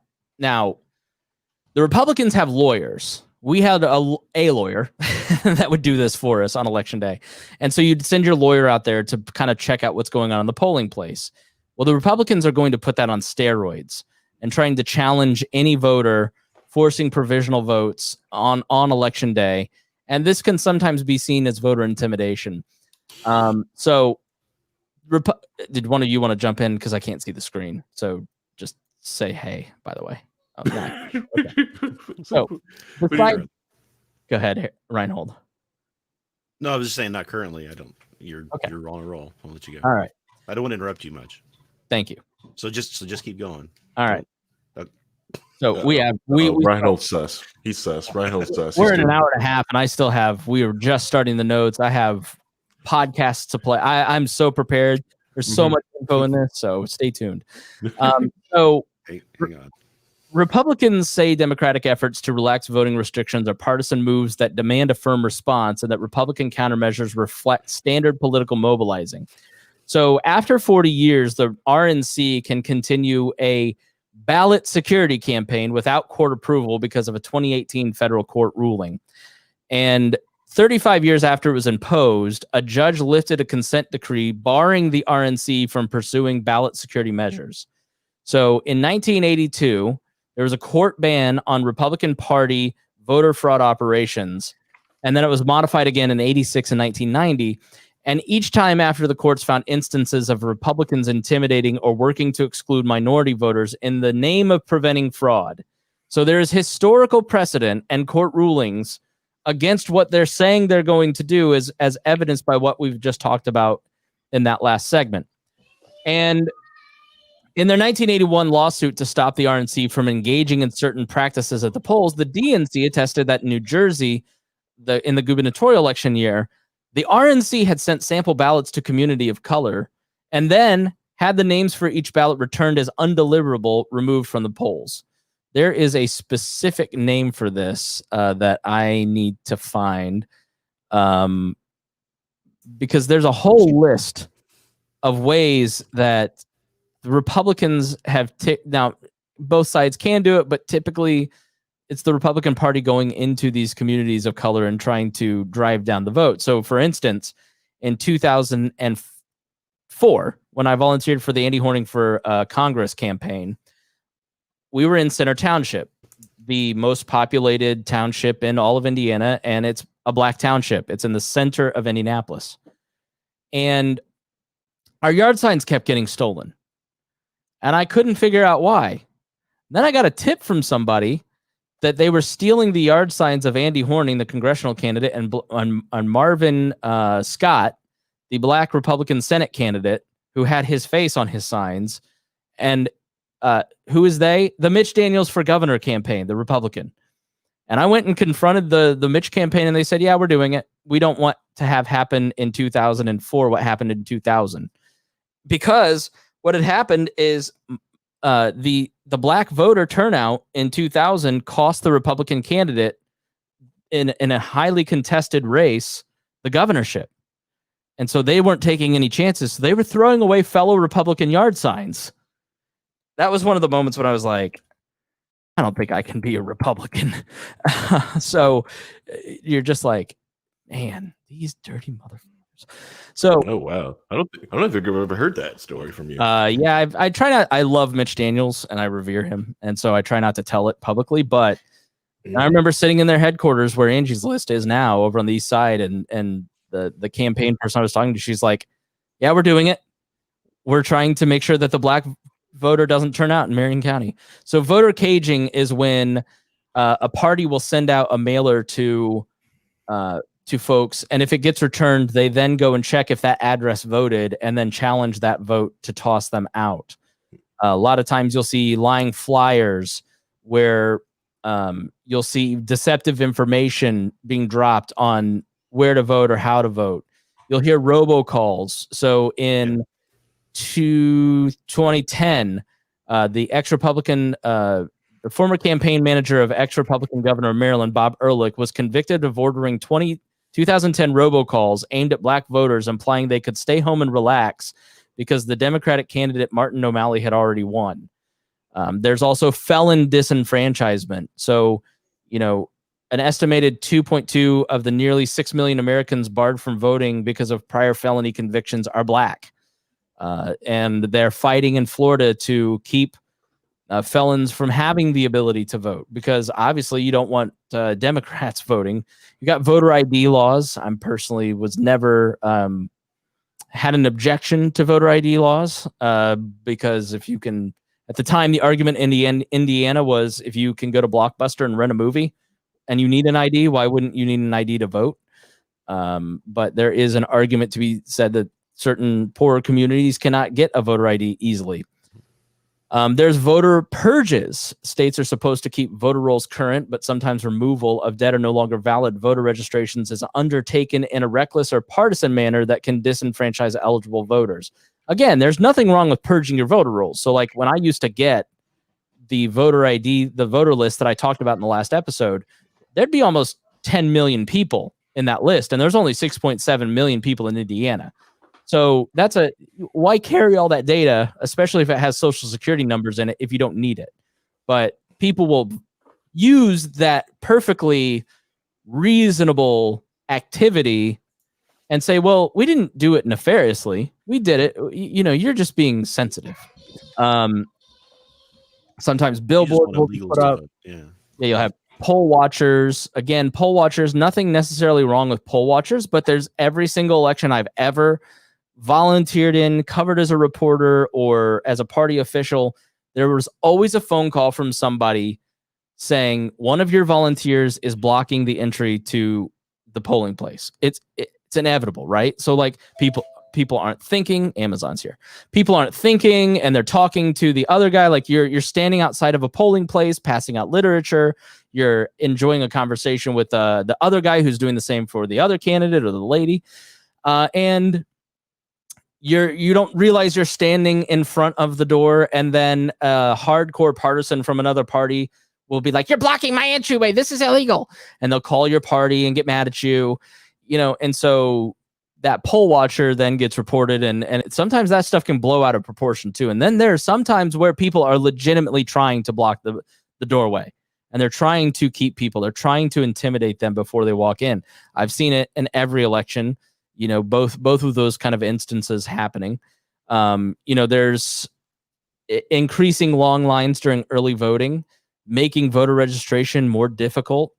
And then there's fraud. So those are some of the ways that there can be some voter intimidation through some of these things. And so that's what a lot of what was happening. And that's part of why the court decree came down in 81. Democrats alleged back in 1991 that in 81, had hired off-duty cops to patrol majority minority precincts wearing, quote, National Ballot Security Task Force armbands. These details were enough to secure a consent decree between the two-party organizations, and the court in 82 stopped the GOP from engaging in such practices. That consent decree was updated in 87 after Republicans created a voter challenge list of black voters from whom letters had been returned as undeliverable. with an RNC official saying that the list, quote, could keep the black vote considerably down. The decree was modified again in 90 after a court ruled that the RNC had violated it by not telling the state parties about its provisions, which had led to the North Carolina GOP sending 1,500 postcards to potential voters listing voter regulations in an apparent attempt at intimidation. The GOP violated the court order again in 2004 after another voter challenge list targeted black voters. Federal courts moved to allow the decree to expire in December of 2017 after the Republicans promised to be nice, which was later finalized, and they are back on their shit. And so in 2018, ruling allows, quote, the RNC to play by the same rules as the Democrats. Now the RNC can work more closely with state parties and campaigns to do what we do best, Mandy Merritt said, a spokeswoman for the RNC, ensure that more people vote through our unmatched field program. So lawsuits around the country. Now, listen, some of this is shady shit, and this is what, when you hear people talk about Republicans trying to decrease voter turnout in black communities, this is the stuff that they're talking about. But we in white communities from lily ass White Plainfield, we never had any of this, so I never saw it. I never heard of it. In the places that I worked, I never participated in that. When I worked for the Republican Party, I never heard any of this stuff expressly. So when you're a volunteer and you're just kind of around, you don't see this stuff happening. But I also live in a hardcore red state. There's no danger in it, but other than the one thing, you've got my limited experience in terms of that stuff. I always said, well, that seems like a myth. They're just kind of making this stuff up, Rhinehold. Yeah, and the fact that you got to remember the Republicans are the party of Lincoln and the Democrats were the party of Jim Crow. So why are they making these accusations that Republicans are doing anything that limits black vote? That just seems completely out of line, right? Completely impossible. Right, Harry? And Harry, you're muted. Someone's got to do that at least one episode, right? But we're so professional here. We have to make sure we have to unprofessionalize it a little bit, or it's too intimidating to all the other podcasts. Yeah, correct. See, the thing is, the reason why I think it's the exact same thing what people try to say against the Democrat Party is that, it's a lot of projection. They're doing what they're doing is projection. And to me, that's what the Republicans do. This is the thing that they're projecting on. And it's just more of because the political parties, it's a game. They believe the other side is playing the game just like they're playing the game. They're going to do everything the other game. So why don't we do this? We have the ability to do this. We can get, especially in Indiana, we can get by doing this because we control just about everything outside the donut. So heck yeah, we can get away with it. This should be a layup. Yeah. You remember the accusation recently that Biden had an earpiece and he was being fed the answers on the debate, right? Which would be horribly if it was true because he didn't do very good. So those questions, that was a bad mistake for them to do that. But that goes back to 2004 when they accused Bush of having a machine on his back where he was getting radio transmissions and had an earpiece in his ear. That's right. Yeah. Crazy stuff. It's amazing how you give it 10 years and everybody just walks to the other side of the street and picks up the other guy's yard signs and or protest signs. Yeah. Yeah. But Rhinehold's standing on the wall to make sure the anti-war left can't come back. He's just like, nope, you're over there now. That you come back over here. So let's talk about the lawsuits that are happening around the country. Places like Pennsylvania, Wisconsin, and half a dozen other key states have been filed to limit the ballot access with numerous countersuits involved. So Biden has brought on 2 former solicitor generals and his own counsel for his campaign to basically run a war room to fight a lot of these lawsuits that are being filed by the Trump campaign. And so they're having to spend significant resources to help these state parties and county parties fight a lot of this stuff that's happening. Republican parties across. So in Wisconsin, for instance, like I'm going off of memory on this article. So the Green Party in Wisconsin had kind of not gotten around to filling out who was going to be on their ballot. And the big Republican law firm in Wisconsin found out about it. And contacted them and said, hey, do you want to be on the ballot or not? Because you need to, today's the last filing day to do this, or today's the last day to get the ballots printed. So they like did emergency motions. So the Republican Party was doing free legal work for the Green Party in Wisconsin to get them on the ballot and force the state to reprint all the ballots in the state to put the Green Party on it. It's little stuff like that are happening around the country. So they've been fighting in Wisconsin and Pennsylvania over the cutoff date for counting mailed ballots, and in North Carolina over witness requirements. Ohio is grappling with drop boxes for ballots as Texas faces a court challenge for an extra day of early voting. We've seen in Texas where Abbott put one drop-off box. So, instead of, if you don't trust the mail and trying to ease the pain of the mail, of the postal service in terms of getting these things back, the drop boxes are popping up around the country. So clerks can then go and pick those up securely and safely. And then in this week in California, you had Republican operatives posing next to non-official drop-off boxes that had labels official ballot drop-off box. And then the Republican Party would then take your ballot for you and drop it off at the clerk. So helpful. Now that's not technically illegal, but I'm sure in their minds they're going, we are the more moral. These ballots are safer with us. And there may be absolutely nothing nefarious to it. They are trying to help, but like, why should we trust you? You know what I mean? Like, even if you're doing the right thing and you're sitting there and you're the guy in that photo that got taken down by the GOP next to the fake drop-off box, like, why should anybody trust you? Like, you know what I mean? Like, just encourage people to use the official Dropbox, not yours, because it looks sus, bruh. Well, it's they're righteous. We're the righteous. I know, yeah, but like, and then they can't figure out why guys, you've been bitching about ballot harvesting, which is exactly this. You collect a bunch of ballots and take it in for people, and you go, you're doing the exact same thing you're bitching about in places like North Carolina. So what the hell? It's different. Right. So the race is already regarded as the most litigated in American history, due in part because of the massive expansion of mail-in absentee voting. The Loyola Law School professor Justin Levitt, a former Justice Department elections official, has tallied some 260 lawsuits arising from coronavirus. The RNC says it's involved in more than 40 lawsuits, and a website operated by a chief Democratic lawyer lists active cases worth watching in about 15 states. A legal challenge in Pennsylvania offers a good example of how the Trump campaign is aimed at suppressing turnout to help Trump win in crucial battleground states.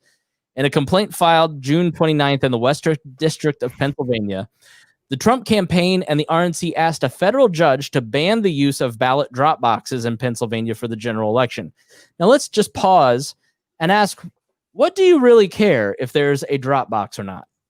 So like, a lot of this is like, what do you really care if there's an extra 3 days for the mail-in ballots to be returned to because of the post office? What do you really care if there's more than 5 drop boxes in a county? What do you really care about? Like, you have to ask yourself, like, what's the problem with any of this? And there's really no good answer, except the answer because we heard it out of their mouth earlier in the show. So now these containers look like big mailboxes. Several states have been using them for years, and Pennsylvania deployed drop boxes across the state because of the mail stuff and COVID-19 and trying to keep people from showing up to the polls and long lines and all that. Attorneys for the Trump campaign argued that the drop boxes would allow, quote, fraudsters in the general election to vote more than once, destroy ballots, and engage in other forms of ballot tampering that violate the Pennsylvania and U.S. constitutions. So the campaign requested Pennsylvania be required to throw out ballots that aren't mailed back inside a state-mandated secrecy envelope and change a provision of a new election law that bars poll watchers from monitoring sites outside the county where they're registered to vote. So you can only watch a poll if you're registered in that county. You can't come from the rural areas to come and watch inside the city, for instance. Now, in its court filing, the campaign argued that poll watchers from any county in the state should be allowed to monitor drop boxes if those boxes are ultimately allowed to be used in the general election. So in other words, can you stand next to the drop box and just watch people drop it in, right? Like you really care that you're going to spend all of your day standing next to a post office box going, are you registered to vote? Let me see your ID, which then leads to charges of voter intimidation. Because remember our story earlier of the conversation in front of the door, how every single time you get somebody crying voter intimidation when you're just having a conversation. Right. What you need to remember is think about these stories, right? So when all this stuff gets blown out of proportion, you need to remember these more harmless stories sometimes are harmless stories. Sometimes they are nefarious, but not everything is nefarious. So a judge in August halted the lawsuit until October 5th to give state courts time to resolve the dispute. Then the Pennsylvania Supreme Court approved the use of drop boxes and upheld the provision barring poll watchers from monitoring sites outside their home counties. So you got to be at least from your home county to stand next to your drop box. The deadline for counting ballots in Pennsylvania under the ruling, late boxes can be counted if they are postmarked by the time the polls close on Election Day and received by 5 p.m. on November 6th.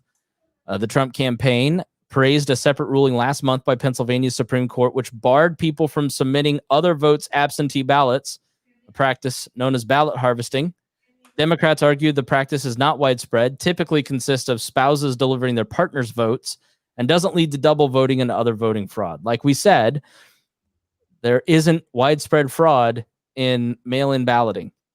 Joe Katz, the Republican chair of the board of the commissioners, Snyder County, a rural, deeply conservative area that Trump carried by 46 points 4 years ago, hired a forensic specialist to examine suspicious-looking mail-in ballots from the primary that he said appeared to have the same handwriting. Overall, the county received 3,100 mail-in ballots. The forensic report concluded there was no evidence of voter fraud, Kant said. Quote, other than 2 instances where it appears a spouse filled out their partner's ballot, it appears none of the other ballots were of the same handwriting. Time and time again, this stuff gets studied and it gets tossed out. So Republican state lawmakers in Pennsylvania asked the U.S. Supreme Court to put a hold on a ruling that extends a deadline for receiving and counting mail-in ballots. Republicans also objected to a portion of the state court's ruling that ordered counties to count ballots that arrive during the 3-day extension period, even if they lacked a postmark or legible post office. Now let's go to Iowa, another swing state. The Trump campaign filed 3 lawsuits in the state of Iowa over local officials' plans to send absentee ballots to registered voters with pre-filled information, like a voter's voter identification number. So you all have a voter identification number. Do you know it? I don't know mine. Do you know how to look it up? They were trying to be helpful, trying to fill in that information. The Republicans said, no, we need to make it harder. You need to take that extra step. When you think about marketing and you think about customer service in any kind of area, the less barriers there are, the better, because people think about the shopping carts online and the nags. Hey, you have this in your shopping cart. Come back. Because people get distracted, they forget, and it's so they're trying to be helpful. And the Republicans said no, thank you. They said they had violated state law by pre-filling portions of the absentee ballot. 2 Iowa judges sided with the Trump campaign in the cases in Lynn and Woodbury counties. About 50,000 people in Lynn County will need to request another absentee ballot, and 14,000 in Woodbury have to as well. How many of those 64,000 people are going to follow through on that and get another ballot? And so again, you're a voter not paying attention, not listening to this podcast. You're confused and not knowing what's going on. Now let's go to Nevada. On August 4th, the Trump campaign filed a lawsuit in Nevada. Notice this is all kind of August when all this stuff is happening because things weren't going well. The Trump campaign filed a lawsuit in Nevada over its plan to send ballots to every active registered voter in the state. At the beginning of August, the Nevada state legislature passed a bill to reform the state's election process amid the pandemic. The bill passed along party lines and was signed into law. According to the report, in addition to automatically sending ballots to voters, the legislation also extended the deadline for when mail-in ballots could be counted. The bill was also relaxed the previous restrictions for who is permitted to handle ballots on behalf of another person, and a federal judge in Nevada dismissed the campaign's lawsuit on September 18th. Now let's go to New Jersey. August 18th. The Trump campaign filed a lawsuit against New Jersey Governor Murphy over his executive order to administer the election mostly by mail. The executive order directed active registered voters in the state to send mail-in ballots, which they had the options of returning via the Postal Service, placing in the secure drop boxes, or delivering to poll workers on Election Day. Lawyers for the Trump campaign filed a lawsuit in federal court claiming the governor's order violated both the Constitution's electors and elections clauses and the 14th Amendment. So while the campaign lawyers argued only the state legislature had the power to make the broad changes to elections and that they could not be made by the governor in an executive order, the New Jersey state legislature voted to codify the executive order after that. The Trump campaign changed its strategy in the lawsuit by later arguing the New Jersey election directly violated the Constitution and federal statutes. In North Carolina, another swing state, on September 26th, the Trump campaign and the RNC sued to stop North Carolina election officials from enforcing rule changes that can increase the number of ballots counted. Last month, the state elections board issued new guidance to allow mail-in absentee ballots with deficient information to be fixed without forcing the voter to fill out a new blank ballot. Under the change, voters who neglect to provide information on their envelope about a witness will only have to turn in the affidavit confirming they fill out the original ballot. There's been some more shenanigans in North Carolina. We just don't have time to get to everything. This is just trying to give you a broad overview of the many, many campaigns that they're waging in court across the country. In Montana, the Trump campaign and other GOP groups sued the state on September 2nd over Steve Bullock's plan to grant counties the decision to run their elections entirely by mail. This template lawsuit appears to be part of a pattern of lawsuits across the country by Republican Party operatives to limit access to voting during the pandemic. It would not be hard to put together a kit, so to speak, and then send it to your state Republican parties. If you're the Trump campaign, have lawyers draft it, have the Republican state parties tweak it, and then file these lawsuits, which is part of why this is happening across the country. Ohio, another swing state. Biden leads by 0.5%. A coalition of voting groups and Democrats have sued to force an expansion of ballot drop boxes from more than just one per county. The complaint against Secretary of State Frank LaRose outlines what Democrats see as an urgent need to expand the number of secure voter boxes in 88 counties. The lawsuit came after LaRose issued a directive that prohibited election boards from installing drop boxes anywhere but the board location. Separately, last month, a federal judge rejected changes to the state signature matching requirement for ballots and ballot applications, handing a win to the state Republican election chief. Arizona, Attorney Mark Bronovich asked an appeals court to hold off on enforcing a ruling that gives Arizona voters who forget to sign their early ballots up to 5 days after the election to fix the problem. I neglected to mention this in the last episode. If you send in your mail-in ballot, so you request an absentee ballot, or they send out the mail-in ballot automatically, the state election division or the county clerk, depending on the state, will track that ballot, sometimes by barcode. And they will, you vote, you send it back in. Campaigns now have the ability, and have had the ability, to look and see, okay, this hardcore Democratic voter, typically young people, requested a ballot or got a ballot and they have not sent it back. Or this hardcore Republican, or this squishy Republican, or this independent that has voted in these primaries. The campaigns will then follow up with that person trying to get them to return their ballot. And if the ballot comes back in and there's problems with it, let's say there's a mark on the outside, or there is a problem with the complicated envelope system that may exist in some of these places, you have the ability, then most states or some states will give you an opportunity to do what's called cure your ballot. And they will contact you and say, there was a mistake, you need to vote again. Republicans across the country are also trying to limit, if not eliminate, that notification system. So you don't know if your ballot was received. So if you vote absentee, there should be instructions, or you can call your county clerk and they can tell you if they got your ballot, did it get there in time? Do you need to vote again? What's the process? Can you file a provisional ballot, which is not an official ballot, but it can help with an appeal of a ballot. So Arizona wanted to give up to 5 days after the election to cure their ballot. Republicans sued against that. Democratic Secretary of State Katie Hobbs wanted the extra 5 days included in the state's updated election procedures manual. Brnovich refused to sign off on the provision, so Hobbs removed it. Democratic few groups filed a lawsuit.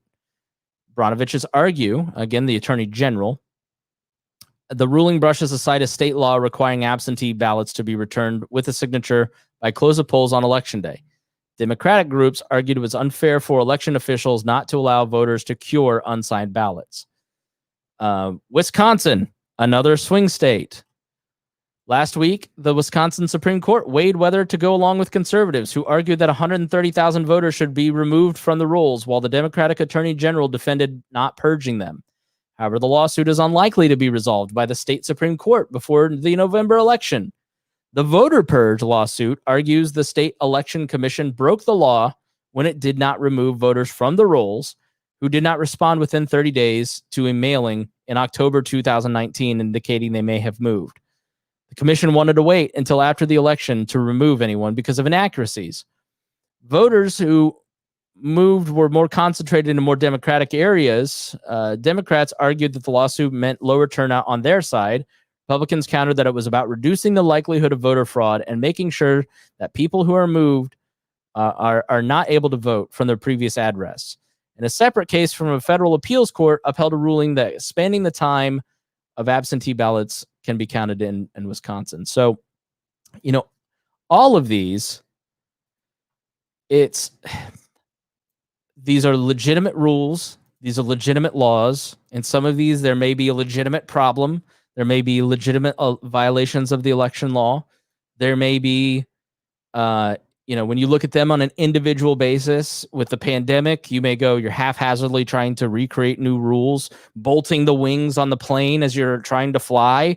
You're not doing it the right way. Democratic Secretary of State, we, the Republican Party, need to be a check on you. That's perfectly valid and reasonable. When taken together, though, Rhinehold, it certainly looks like a strategy, especially considering they're cutting and pasting a lot of these lawsuits. Unmute yourself. I'm muted again. So it's twice now we've done it this way. So we've got to bring the quality down to not really just be unfair to the rest of the podcast of how great we are. Correct. No, but people think that there's not a collection of people inside the party who are getting together and strategizing. I mean, we've seen the evidence of that with the document that you showed before, where the guy's daughter released them. And I was thinking that he had kind of recanted at the end of his life and said that he was kind of sorry that he had done some of that stuff. But it's still, that's got the blueprints. So people get the blueprints on how to do this. And then they go out and they find ways to make it happen. That's part of the problem with Trump is Trump doesn't know the system, and Trump is kind of an incompetent in certain ways. But the people that are around him are really effective. Like a Bill Barr, that's like these people are very effective at breaking the law and while covering their tracks. So it's when you have free reign because the boss doesn't know what he's doing. Like if you have an idiot boss, for instance, don't you get away with a lot more? Oh yeah. You can't get caught. That's kind of the problem here is that, there's a lot of effective, competent people. If you think all Republicans are idiots, like if you think Mike Pence is an idiot because he's Trump's vice president, you are wrong. Like he's a very smart individual. You saw it in the debate. People underestimate him. The culture kind of looks down on Republicans and says they're stupid. They're not stupid. They really aren't. And there's a lot of really effective, great lawyers. And that's part of what all this is about, is even if Donald Trump is unpolished or doesn't know what he's talking about, there's a lot of people who want to maintain their power because they're getting away with a lot of stuff because he doesn't know any better, that don't want to give up their power, and they're ready to move heaven and earth to get this done. Mm-hmm. Yeah. There's a fight right now to maintain that power because the demographics are going against them.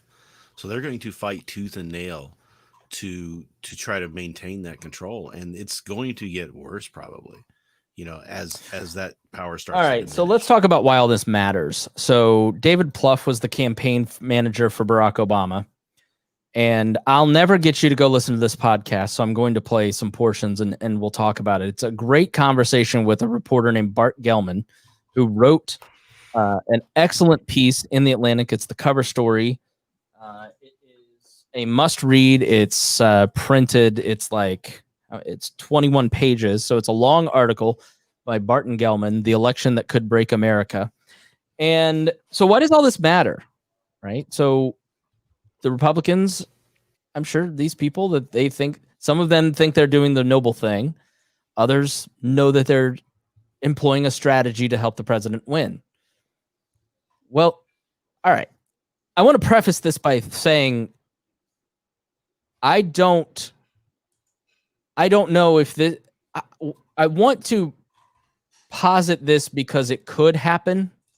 And if it does, I want you to have some context before it happens. I'm not saying that it will happen, right? So I think sometimes with Trump, people take the extreme, and then you go watch the video and he's joking, right? Like, there's some outrageous things like saying the Marshals it was an extrajudicial killing on that American citizen by the U.S. Marshals. That stuff he's not kidding about. But then, like, I'm going to go with the crowd and kiss all of you.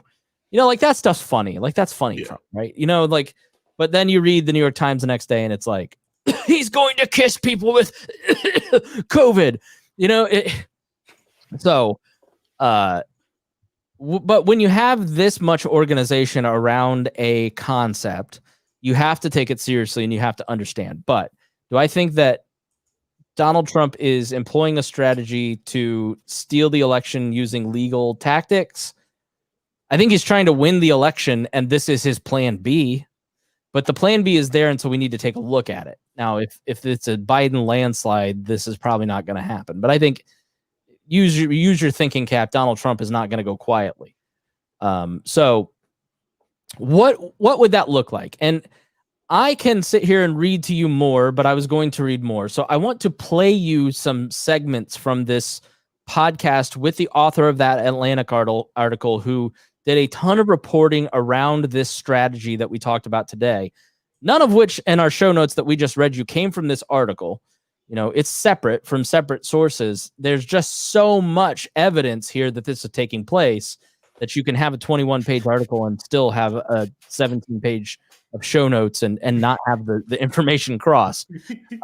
But what's the point of it, right? What is the goal of doing this? And I can sit here and read to you some more, but I want to play Gelman's explanation of it after doing all this reporting and putting all of this stuff together into a thread. And it's from a podcast called Campaign HQ with David Plouffe. Again, his campaign manager, Barack Obama's campaign manager. And this show combined with Hacks on Tap from the Obama, Romney, McCain campaign managers, you get a lot of insight at presidential politics as to how they think about it and how it works on that level. And so they're very interesting shows. And they don't talk a lot about politics. They talk a lot about procedure, which is why this is an interesting listen. So this is from the, and let me just put this up there to give full credit because we're going to play a chunk of this so you know where it's from. So you can go and check it out. So the next voice you hear is David Plouffe. And I want to start with the 12th Amendment. So maybe most people listening have some view of what the 12th Amendment is, but talk about the 12th Amendment and why it's important for us to understand what it is in the context of this election. The 12th Amendment tells you how the president is selected, how the vote is counted. And it is unfamiliar, I think, to a lot of Americans because we don't have to bother knowing about it. There are a series of important milestones that take place between Election Day and Inauguration Day. It's a 79-day period that I call the interregnum in my article in The Atlantic. And those are actually the way the president gets selected by our Constitution. It's just that they're normally formalities. 12th Amendment says that on January 6th, the president of the Senate, in particular, Mike Pence, in the presence of the Senate and the House, so it's a joint meeting, shall open the certificates, which are the certificates that are that tell you what each state's electoral votes were cast, and the ballots shall then be counted, passive voice. And the problem with the passive voice there is that you don't know how the count proceeds if the count is contested. And in particular, if in any of the important states there is controversy about who are the electors whose votes get to count, then you've got Congress left to solve that problem, and the Constitution is silent on how. Right. So, Bart, you really are clear in the piece that, of course, if there's a Biden landslide and he were to be declared the winner that night, a lot of the parade of horribles you mentioned that may take place in an interregnum won't take place. But let's talk about, so that would be great. And my view, well, I'd like to know your view on this. So let's say we don't know on November 3rd, but it's pretty clear from the votes that have been counted that it's going to be a Biden win of some significance. It takes, maybe November 5th or November 6th. In that scenario, do you think all of the fuel is taken out of the Trump effort to steal the election? I'd say a lot of fuel is taken out, but not all of it. Mm-hmm. I take as a premise of my article, and I'm prepared to defend it, that there is no circumstance under which Donald Trump will concede defeat in the election. I agree with that. That his only answer is going to be that if he's not ahead in the count, then the count is fraudulent. And then the question is just, what does he have he can do about it? How much can he do about it under various circumstances? What are his constraints and what are his opportunities? And if he is leading on the election night count in an important state, but we happen to know that there are still 2 million votes left to be counted in that state. Like most of the votes, yes, right. Right. I mean, and we know because of a phenomenon called the blue shift that the overtime count is likely to trend in the direction of Biden. That's been true for 20 years now, the blue shift. Then election commentators are going to say, well, Trump is ahead so far. There are 2 million votes left to be counted, and projections suggest that Biden will do well in that group. Trump will call the count that night. He'll say, that's it. The only count that counts is votes that were enumerated and tabulated on election night. Everything else is a fraudulent attempt to take my victory away. I think that even if Biden has a significant lead, he will do what he can do to collect all the inevitable stories, and there always are stories of screw-ups around the country where some votes got damaged in a plumbing leak, or something got lost, something got found. There are discrepancies always in an election. This is an election administered in 10,500 jurisdictions around the country, mostly counties. There's going to be little episodes that can be blown up on social media and that the president can point to and claim represent large-scale fraud, just as he's already done with this trivial incident in Pennsylvania in which 9 votes were accidentally placed in a trash can. So he will do his best. And the question is whether, for example, the Republican Party will go along with him in his narrative of massive fraud. Right. If he can throw up enough fog, then I wouldn't rule out a controversy that lasts a while. I mean, concession is the way we end elections in America. That's how it happens. The losing candidate says, I accept that the winner has legitimately the win has legitimately gone to the other side. That's how every election has ended. And if you don't have that, it's very hard to replace it. So the fog is the key. And that's sort of how he operates across the board, is the fog and the, is Hunter Biden and China and Russia and the emails and the Rudy stuff and is the perfect phone call and, is Vindman good or bad? Like, that's sort of the fog is how he operates and how he kind of, and he's not, this is just how that mentality, if I can, a narcissist will generally keep you off balance, keep you anxious, keep you guessing, keep you questioning yourself, telling you his version of reality, forcing you to believe it by bullying you. Like the lawsuits are to create fog, so you can't keep up. Mm-hmm. So you can't keep track of what all you see is just the multiple lawsuits and the ballots and the Republicans are suing here, and you're kind of lean towards the Republican Party. So you're kind of glad that those people are suing over that, and you never really question it. And so it just seems, well, if they're suing, they must be suing for a reason.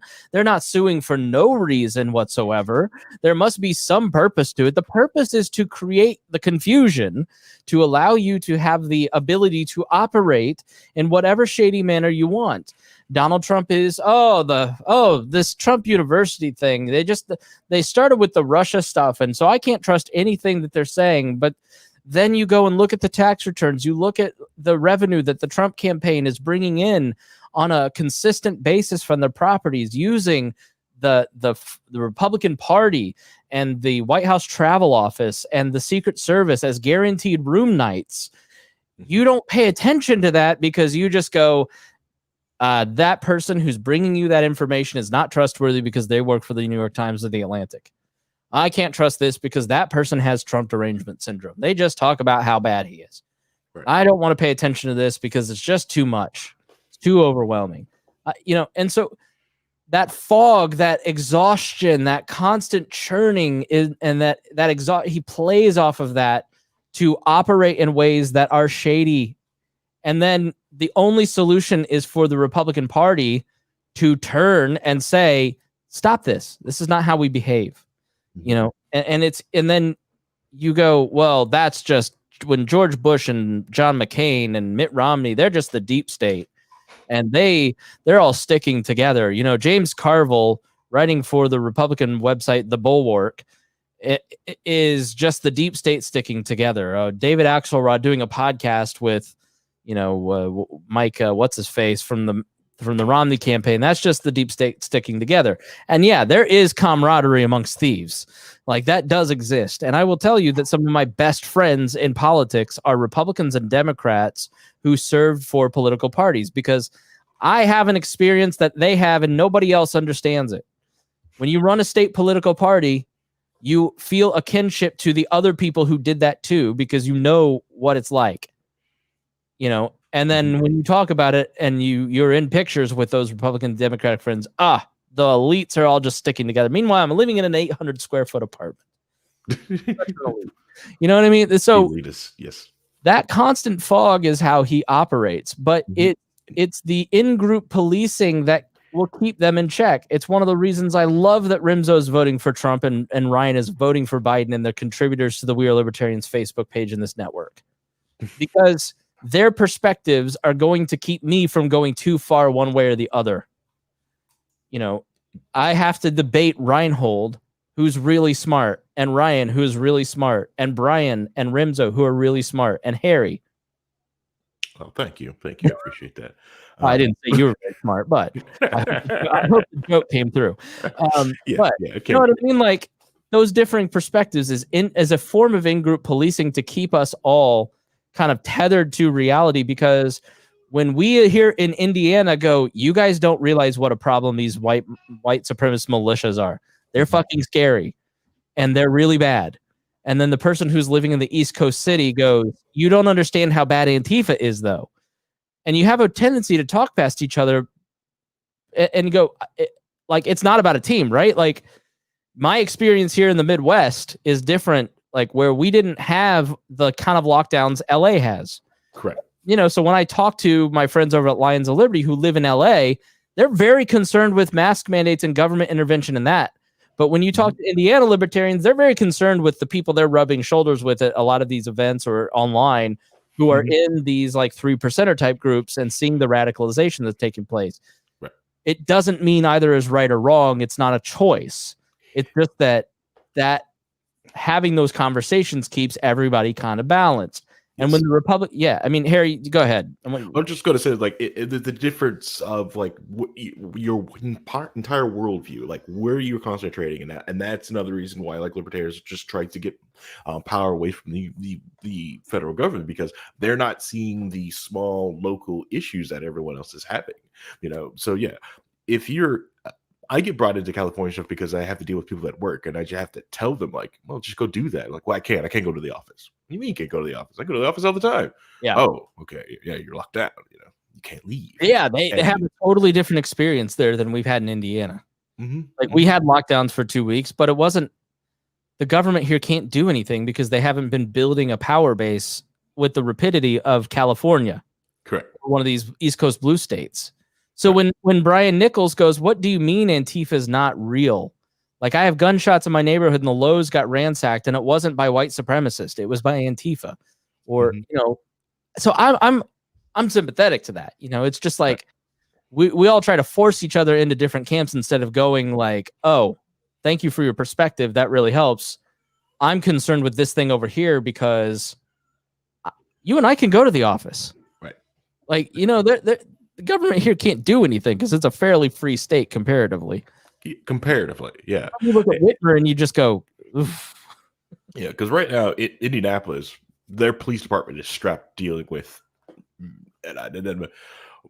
a crime, a violent rate that they are not equipped for and have no and it's the perfect storm, and it's the reason why Indy is having its this violent crime, and no one wants to address it, the cost of it, but it's there.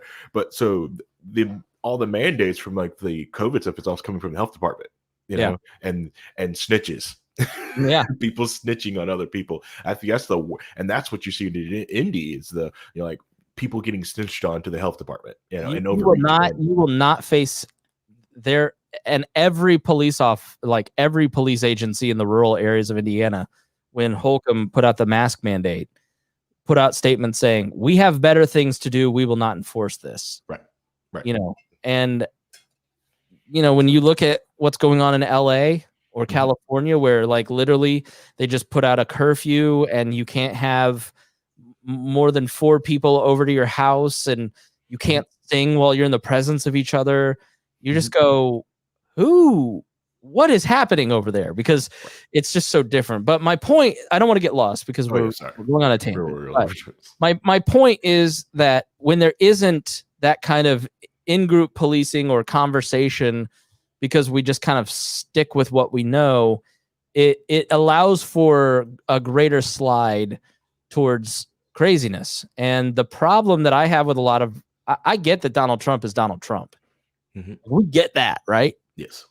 But what happened to Lindsey Graham and Rand Paul and some of these other people? And you're just like, or Ben Sass, who I have a ton of respect for Ben Sass. And then he quietly says under his breath on a conference call that he kisses butts of white supremacists and he does all these bad things. But dude, in the primary, you were kissing his ass to get through your primary. Like, again, no honor amongst thieves. And so, I read an article in the Atlantic last night. Where's George W. Bush? Why isn't he's the only Republican Republican president, and he's not speaking out against him, and he's just enjoying his summer at Kennebunkport while the nation burns? And how has he let democracy down? And I'm just like thinking, this magazine in the 2000s thought this man was the devil, and now he's the only one that can save democracy. So funny to me. Yep. But he's gonna save it. But there is a point when we get to the third part of this interview that I want to play where, you're going to need some of these Republicans to grow a backbone and actually stand up and say, this isn't how America does things. Correct. So what everyone wanted Rand to do. Exactly. So let's continue with this conversation with Bart Gelman of The Atlantic on the Campaign HQ podcast with David Plouffe. No, for sure. So I want to focus on, before we get to a scenario that is, this thing is a lot closer than the polls suggest. It may take weeks to decide the president in the actual vote count. That, I think, is the most damaging situation for the country. But let's focus on one where, Biden's not declared the winner election night, but maybe he's won Florida, or Florida is super close. There's still going to be some votes to count. Pennsylvania, Michigan, Wisconsin, Arizona, North Carolina. All the expert analysis, including, the Fox boiler room, is saying Biden's going to win. But Trump goes out and says, I'm ahead, I've won. All the rest of the votes are fraudulent. In both your reporting for your piece, Bart, and I'm sure you've talked to a lot of people afterwards, what's your view of what the Republican Party does? So the McConnells of the world, other senators, governors, do they go along with Trump in that scenario, or do they counsel patience and say, we've got to wait for all the votes to be counted? That's such an important question, and I really don't know. But here's something to understand about the genius of Donald Trump, and I think he does have a genius, and that is for suborning people to induce them to cross lines they never imagined that they would cross. For sure. By sticking them into a sort of a gray area first and gradually dragging them over the line into something they just can't believe that they're saying. And the problem is, if you asked the mainstream Republicans whether they would try to discredit the results of an election when the count was clear, they would certainly say no. They would never do such a thing. But they are already bought into a narrative of fraud. They're already going along with the idea that that mail-in votes have potential for fraud. You saw in 2018 when the overtime count changed results in California and in Arizona and in Florida, that you had mainstream Republicans like Paul Ryan saying, well, these votes are coming out of nowhere. We have no idea how this is happening. As if there was something suspicious about keeping on counting when the vote count is unfinished. And I'm afraid that they will be lured far enough across the line of a narrative on voter fraud that they'll keep going when he does. He'll make it hard to get off that train. Yeah, no, I agree with that. I think it's going to be maybe the most profound test these elected officials have ever had in their life, and I'm a little bit scared about what's going to happen there. So in this Atlantic article about the Bushes, they all said, the reason Jeb and George are staying silent despite their very clear disrespect and dislike of Trump is George P. Bush, Jeb's son, wants to have a political future. If you're looking for courage from the political class, you are mistaken. And if you're looking for them to save democracy from themselves, they're not going to do it. They're really politicians, as it is a bedrock principle of we are libertarians. Politicians are spineless weasels, and you can always expect them to do what the crowd wants, and the crowd usually wants what's wrong. And they want to be lied to. They want to be, and so politicians like Mitch McConnell are probably going to go along with whatever scheme if it's close, and you really don't. And so he's going to get into more technical stuff here in just a moment. But I wanted to just stop and make the point, don't expect the Republican Party to stand up and do the right thing. They're going to play into the fog because that's what we've seen them do for 5 years. Is Rudy Giuliani's telling the truth. Let's go to bat. It doesn't matter how shaky this information is or how weird the witness was and how many times the guy changed his story on, never mind the fact that who just drops 3 laptops off at a repair shop and just doesn't go pick them up? Is it out of the realm of possibility that go ahead, Harry, you said that's common? That's common. People do that to cars. People go to cars or they get the bill hey, you need to fix these. And they don't want to pay. You got pictures of you with a crack pipe or a meth pipe. You don't go pick that laptop up? All right. So I've had people drop off laptops to me to fix, and I told them how much it is to fix and what it is like that. Then they're like, all right, whatever, keep it. And there's tons of info of their stuff on it. I do the right thing and just erase it, but fair enough. They leave. Yeah. No, I suppose you think it was the Russians, Rhinehold. I don't want to get it too far in down that little we're way rabbit hole. Well over 2 hours, and I know we don't have that time. But my whole thing on this is that Trump doesn't care about the Republican Party. He cares about to throw the party under the bus to stay in power. And the Republican parties at some point are going to have to say, we need to protect ourselves because this is this guy's not going to be around forever. So they may, in a preservational moment, decide that we need to stop this because I'm amazed at how bad the Senate is going, and if they really believe court packing and Puerto Rico and the filibuster, all these things that they're freaking out about, if the liberals get control of the Senate, why wouldn't you throw the thing that is keeping you from winning the Senate under the bus and start fundraising? Because you're having to play in South Carolina and these seats that weren't supposed to be up. And here's the truth that you guys need to hear about the next Senate if it's Democratic. The thing about the 2018 class of Democrats and the thing about the 2020 class of Democrats in the House and Senate is they're not the squad. The guy winning in Arizona, the Christina Hale here in Indiana is a conservative Democrat who's probably going to beat Victoria Sparks, a far right Republican. Yeah. And the guy winning, like Doug Jones. Think Doug Jones in Alabama.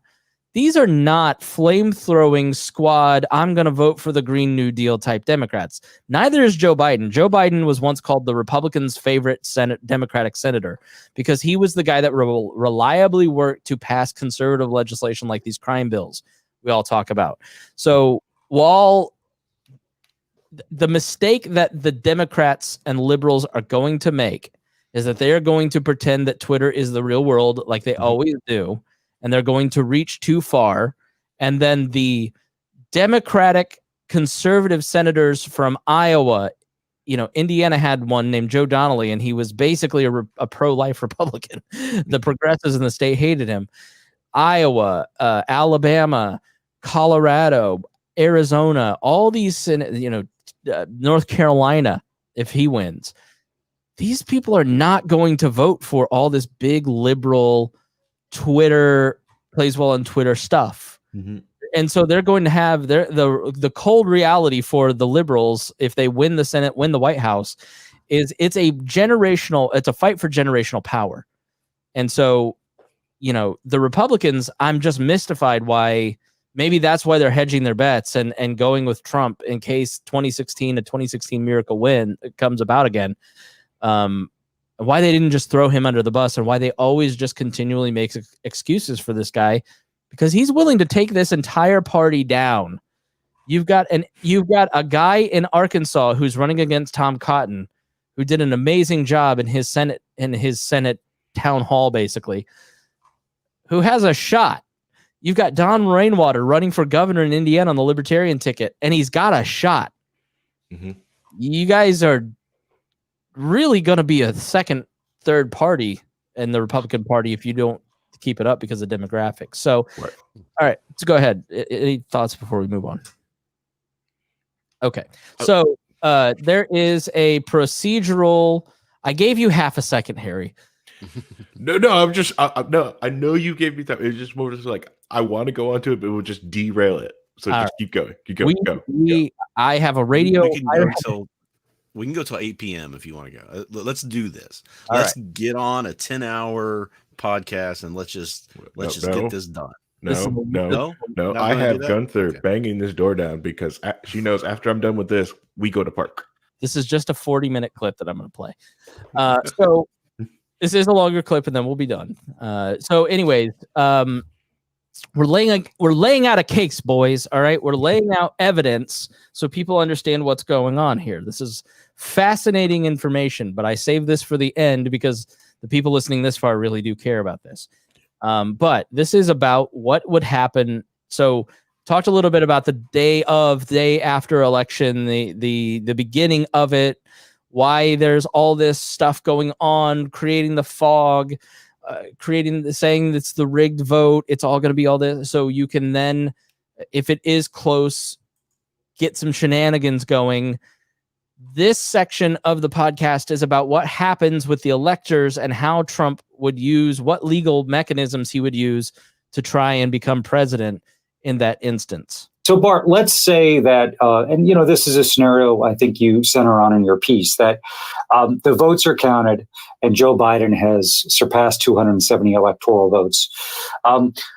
One of the things you capture in the piece is, this is not just idle musings. The Trump campaign is actively considering, maybe they're already doing it, organizing rival slates of electors.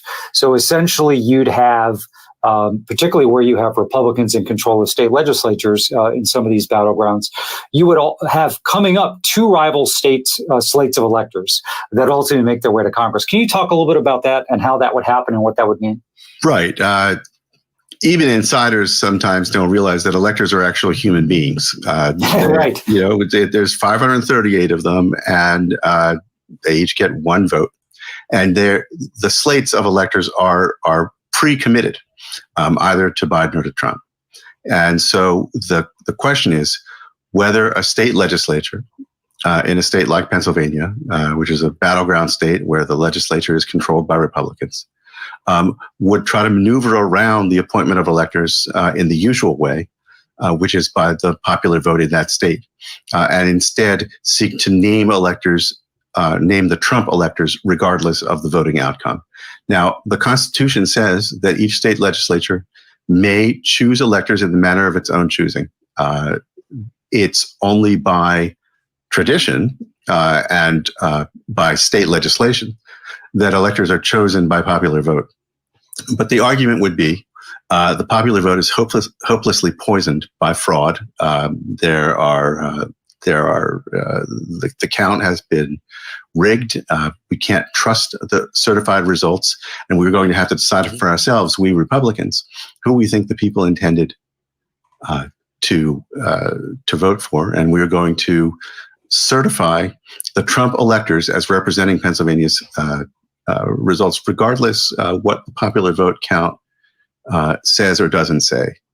And this is something that Republicans actually went almost all the way to doing in Florida in the year 2000.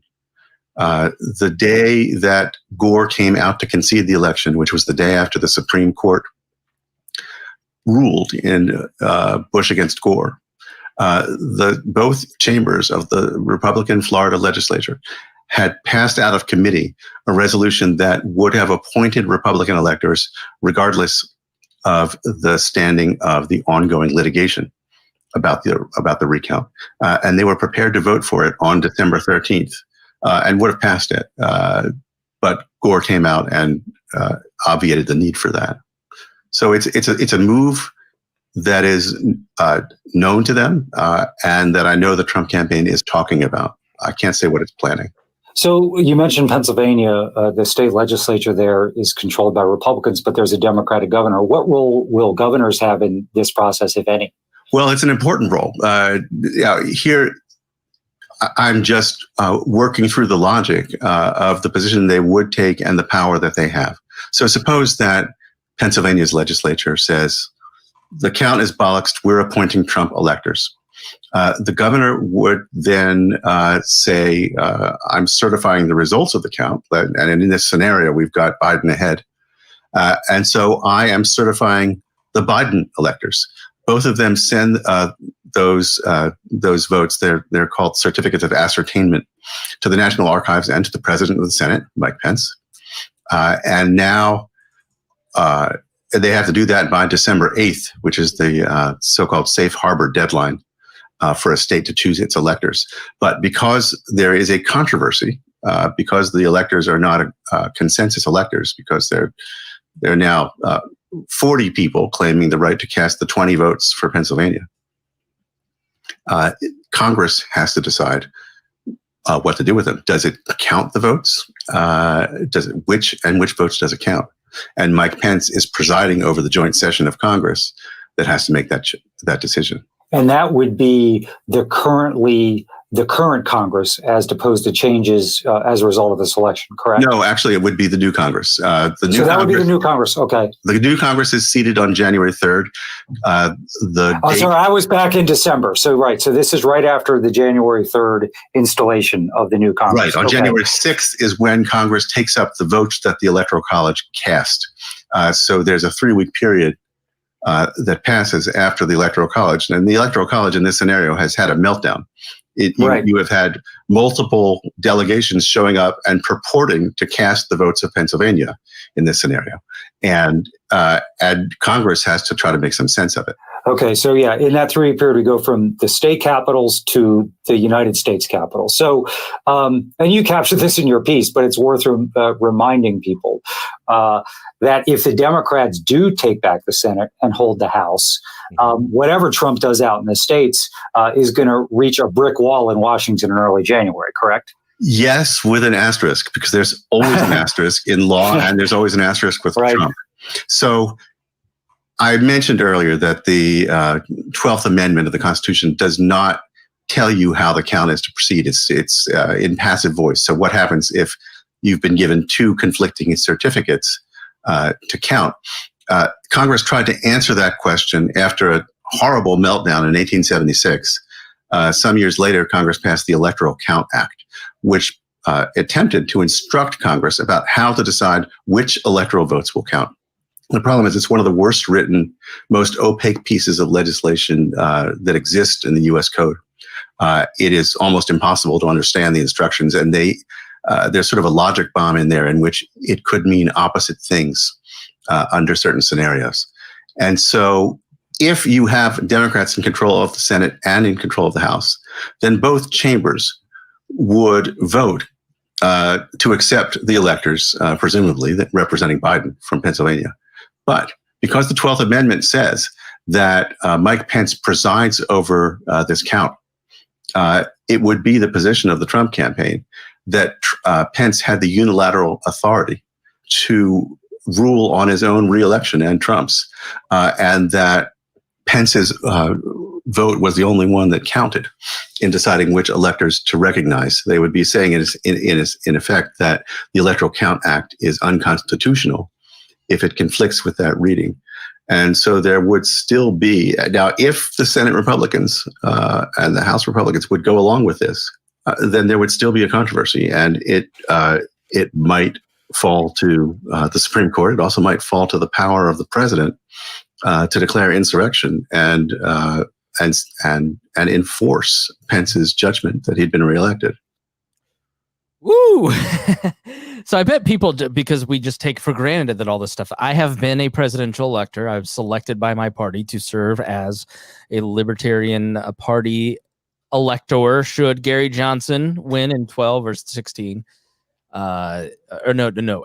Yeah, 2012. I think it was just 2012. But regular people are electors. And so you hear but you just kind of take for granted that there is just, you vote on election day, that we all select the president, and then you move on, right? None of us are old enough, except for Rhinehold, to remember the 2000 election.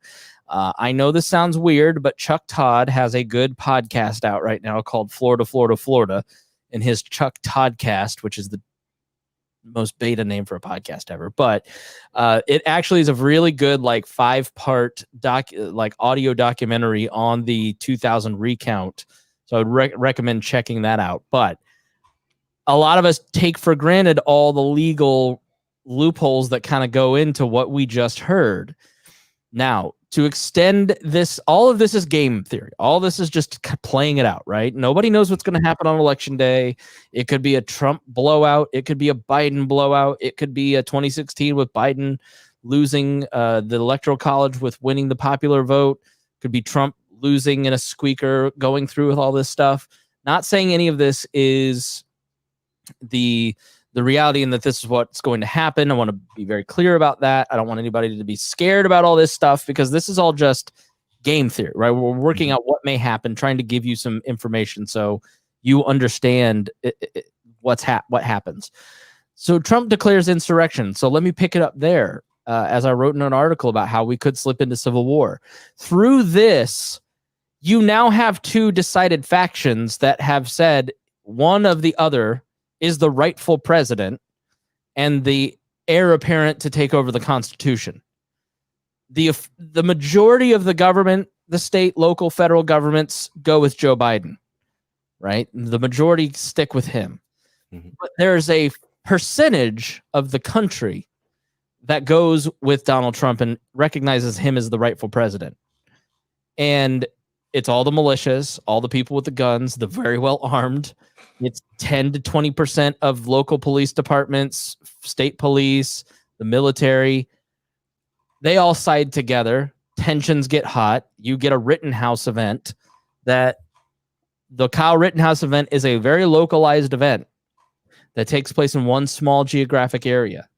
What happens when that tension and that escalation expands to the entire country through a process like this, and people feel that they are forced into two sides, and then you have 2% of the country that is then engaged in armed conflict? So when people talk about civil war, that is what they're talking about, because now all of a sudden you've got skirmishes taking place in cities on behalf of the Back the Blue, and the other side is the BLM, but Team Biden versus Team Trump. and your local police department, because of the defections and the firepower of local citizens that are willing to engage in violent acts, they're equally armed.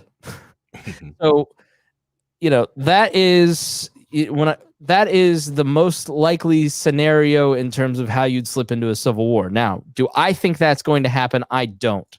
I think that I don't buy the Civil War talk, because I think more than anything, Americans love comfort, and the idea of hardship brought on by a civil war is just not going to happen. You'd have some skirmishes here and there, like a Rittenhouse event, but it doesn't go full. Like, I don't buy it, but I wanted to posit that because that's a very natural, but that constitutional crisis of two presidents without the violence is possible. That could happen. So, again, it's just kind of gaming all this out, and it has to be on the table and understood, because the Republican Party and the Trump campaign are trying to force this. So, but in the fog, everybody's going to go, well, they'll the problem is that everybody, like the Kyle Rittenhouse events, there's 10 layers to that.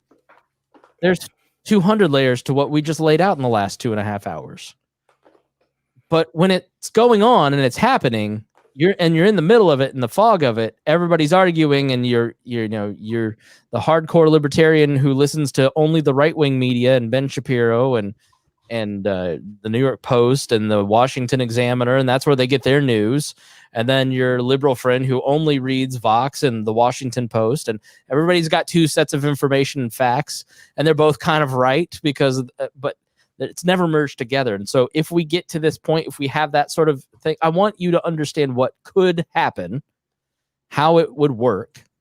And so that way, if we get to that point and it is somewhat of a contested election, you are better prepared to understand what's going on. And I appreciate everybody kind of being patient with some of that, because I think it's just hugely, hugely important to understand the legal mechanisms that are taking place. Your thoughts, Rhinehold or Harry? Bigly thoughts, if you would. Yeah, it's that I get with you with the whole comfort thing. I don't really buy too much also into the Civil War talk. It's fun to joke about, and even make memes on, but no, Americans are way too comfortable in their areas. Will there maybe some riots and some scrimmages in some areas? Yeah. Oh yeah. That's probably going to happen. But there was a great podcast by Andrew Heaton.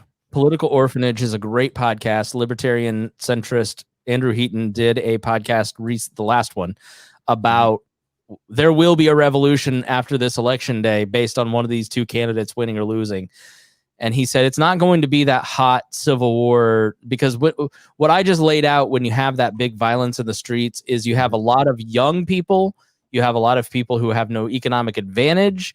You have a lot of oppressed people at levels that Americans don't. There are oppressed people. There are people with economic disadvantages in America. There are systemic problems, as we've talked about. At the level of Egypt, not quite. And so what is more likely to happen is what you see in Iran, which is like with the Green Revolution, is a color revolution, which we somewhat had this summer, where hundreds of thousands of people take to the streets to protest one thing or another and injustices, and it puts pressure on the political system to change. But our system is still so well preserved that you're not going to have a violent overthrow of anything. It's only a color revolution. So for all you collapsitarians, I have bad news for you. So Harry, continue your thought, but I thought that was an interesting conversation that people ought to go listen to if they found your point particularly fascinating. Right. Yeah. The idea of that's happening anytime soon. No. Can it happen? Maybe. Yeah. We can also be wrong, but hopefully we're not. I hope people, understand that, is this the most important election of our lifetime? It's just people changing hands. It's the peaceful power transition that needs to happen, that needs to continue to happen for, to give any semblance of legitimacy to the government, which little that it does have left. But I think I always want to touch back on one thing that Chris has said is the Libertarian Party has been the canary in the coal mine, and I think and it's also helped spark something in the left, that understanding that the newer Democrats and the newer Republicans are realizing like these old parties of old do not satisfy them. They do not give them what they need, and hopefully tear these things down and break things apart. I think the Democratic Party did a disservice when they were trying to go after the illegitimacy of Trump's election, of trying like electoral college is wrong. We need to do this. And I was like, okay, cool. Let's talk about this and how we can get other parties out of these two corporations to start to be able to get on the ballots and have different and stop the voter suppression. It's this perfect storm that they have created that is that this newer crop of people are starting to understand that they don't have to be a Democrat or Republican. It could be something else, and that's also okay, and they started it by trying to delegitimize the other side. Yeah. Rhinehold? Yeah, I mean, we were talking about how Biden's not going to be the left, the progressives. I mean, that's held true in the last one too. Everybody thought Obama was going to be this hardcore socialist, come in there and do all this stuff, and he actually was better on things like gun control than even Trump is. I mean, and he was bombing people and doing all the things that most associated with the right. So that's the third way strategy. I mean, that Clinton really identified as like, his first 2 years, Dick Morris was poll testing everything, and Clinton would do all these crazy leftist things, and he turned a lot of people off, and then he ditched him and started doing things like welfare reform and moving towards the right. And I heard Mitch Daniels say that a Democratic president is the only one that can take on the debt, that a Republican president can't do it. And it's because you need to have that in-group person like a Biden take on the debt to work with the Republicans to cut a deal, because one team can't do it on their own. So if a leftist president moves right and works on right issues, it's more effective than D's doing left stuff like Obamacare. It's like it's delegitimized because it's only one side. The whole system is about balance. Mm-hmm. And Roe versus Wade is controversial because they pushed it too far too soon, unlike gay marriage, which they chipped away at. And then finally it's a settled issue. It's not controversial anymore, except in the fringe. Right. And when you're talking about the debt, I mean, if you look back, it's been the Democratic presidents who have tried to get some sort of sense of the debt under control in the past, like Clinton. And then you look at what Trump did, Bush and Trump. Now, Bush had extenuating circumstances, but then he also put us into a war we didn't need to be into, right, and made it last forever so he could get a bunch of money for the military industrial complex and all that stuff, and Raytheon and whatnot. But that's part of it, is that you need to have, you can't just be scared that the person coming in is going to start running way to the left, because they won't stay in power very long to do that. I mean, politicians, they want most of the people in Congress are going to be representing the middle, because those people who are going to Congress are going to be consensus winners. They're going to be representing more of the middle of their communities. So you trying to say that one side or the other in our political system is ever going to just come in and take over, I just don't see that ever happening. It's never really happened before. Right. I mean, you look at Nixon. Nixon was one of the worst presidents before the current one. But he was governing like a Democrat. Oh my God. Yeah. EPA, and he created national. We had national speed limit laws because of that. We had the HMO Act that basically broke healthcare, was Nixon. Mm-hmm. Yeah, he was trying to legislate what temperature you could set your air conditioner to. Yeah, was drinking age, was that him too? I think so. Yeah. Yeah. So exactly. And that's the thing, is like, if you want to, so in a system built on balance, you have to get the middle. So Trump's problem is, for instance, let's illustrate it by insulting everybody who isn't a Republican white male boomer and turning off black women, Hispanic men, everybody who isn't in his base. He's lost all those people in the middle. And he thinks, oh, I've got 39% of the population, I can win. No. And so politicians, because the founders talked a lot about controlling a person's ambition with these factions, right? So if you want to get reelected, the path to power is through compromise and balance and moving towards the other side to get the independence and looking independent. So that's how the system works. And so, now is that good in terms of liberty? No, not usually. I mean, look at where we're at in terms of the federal government. But it's something that libertarians have to think about, because this is the system that you're in and what you have to manage. So libertarians think that they're going to have that big revolution and just take over everything. And it's not how that works at all. It's just not going to be the way our system allows that change. Look at what the socialists did when they kind of started taking over in the progressive movement in the Democratic Party. That was decades that they worked and chipped and chipped and chipped and got a little bit more and got a little bit more into the platform, right? And libertarians think that they're going to win and just overnight shut the government down. I mean, it's not going to happen. Go and study Eugene Debs and the Socialist Party from 110 years ago. That is our model. You from the outside put pressure on the other side, moving your cohort to your side, pressuring the other party to on the issues that they agree with, push them, and you read the 1912 Socialist Party platform, and it's Barack Obama. It took them 100 years to get there. We as libertarians have to set the agenda for 2100 and start working for it, and stop thinking so much about 2020 and this election and being nearsighted, because the Republicans are gone. Like all they care about is the next election and winning, and they don't care about the policy. So whatever libertarian streaks you think existed in the Republican Party, everything about this show says they know they're generationally not going to exist, and they're fighting for whatever scraps they can. They're desperate, and desperation and leadership don't mix. Yeah. Imagine what happens if the Republican Party starts to realize that they're getting completely swamped under by what's going on with Trump, and they're not going to have power for the foreseeable future. And then all the people in the Republican Party who are supposedly liberty minded, if they were just say, we're leaving and going to the Libertarian Party. Now, that may be a few years of Democrats being kind of in charge, but then you've got two second parties that are fighting it out over what's going to end up being that counter to the Democrats. Is it going to be the Republicans rebuilding themselves, or is it going to be the Libertarians who finally rise up and become that second party? We'll see.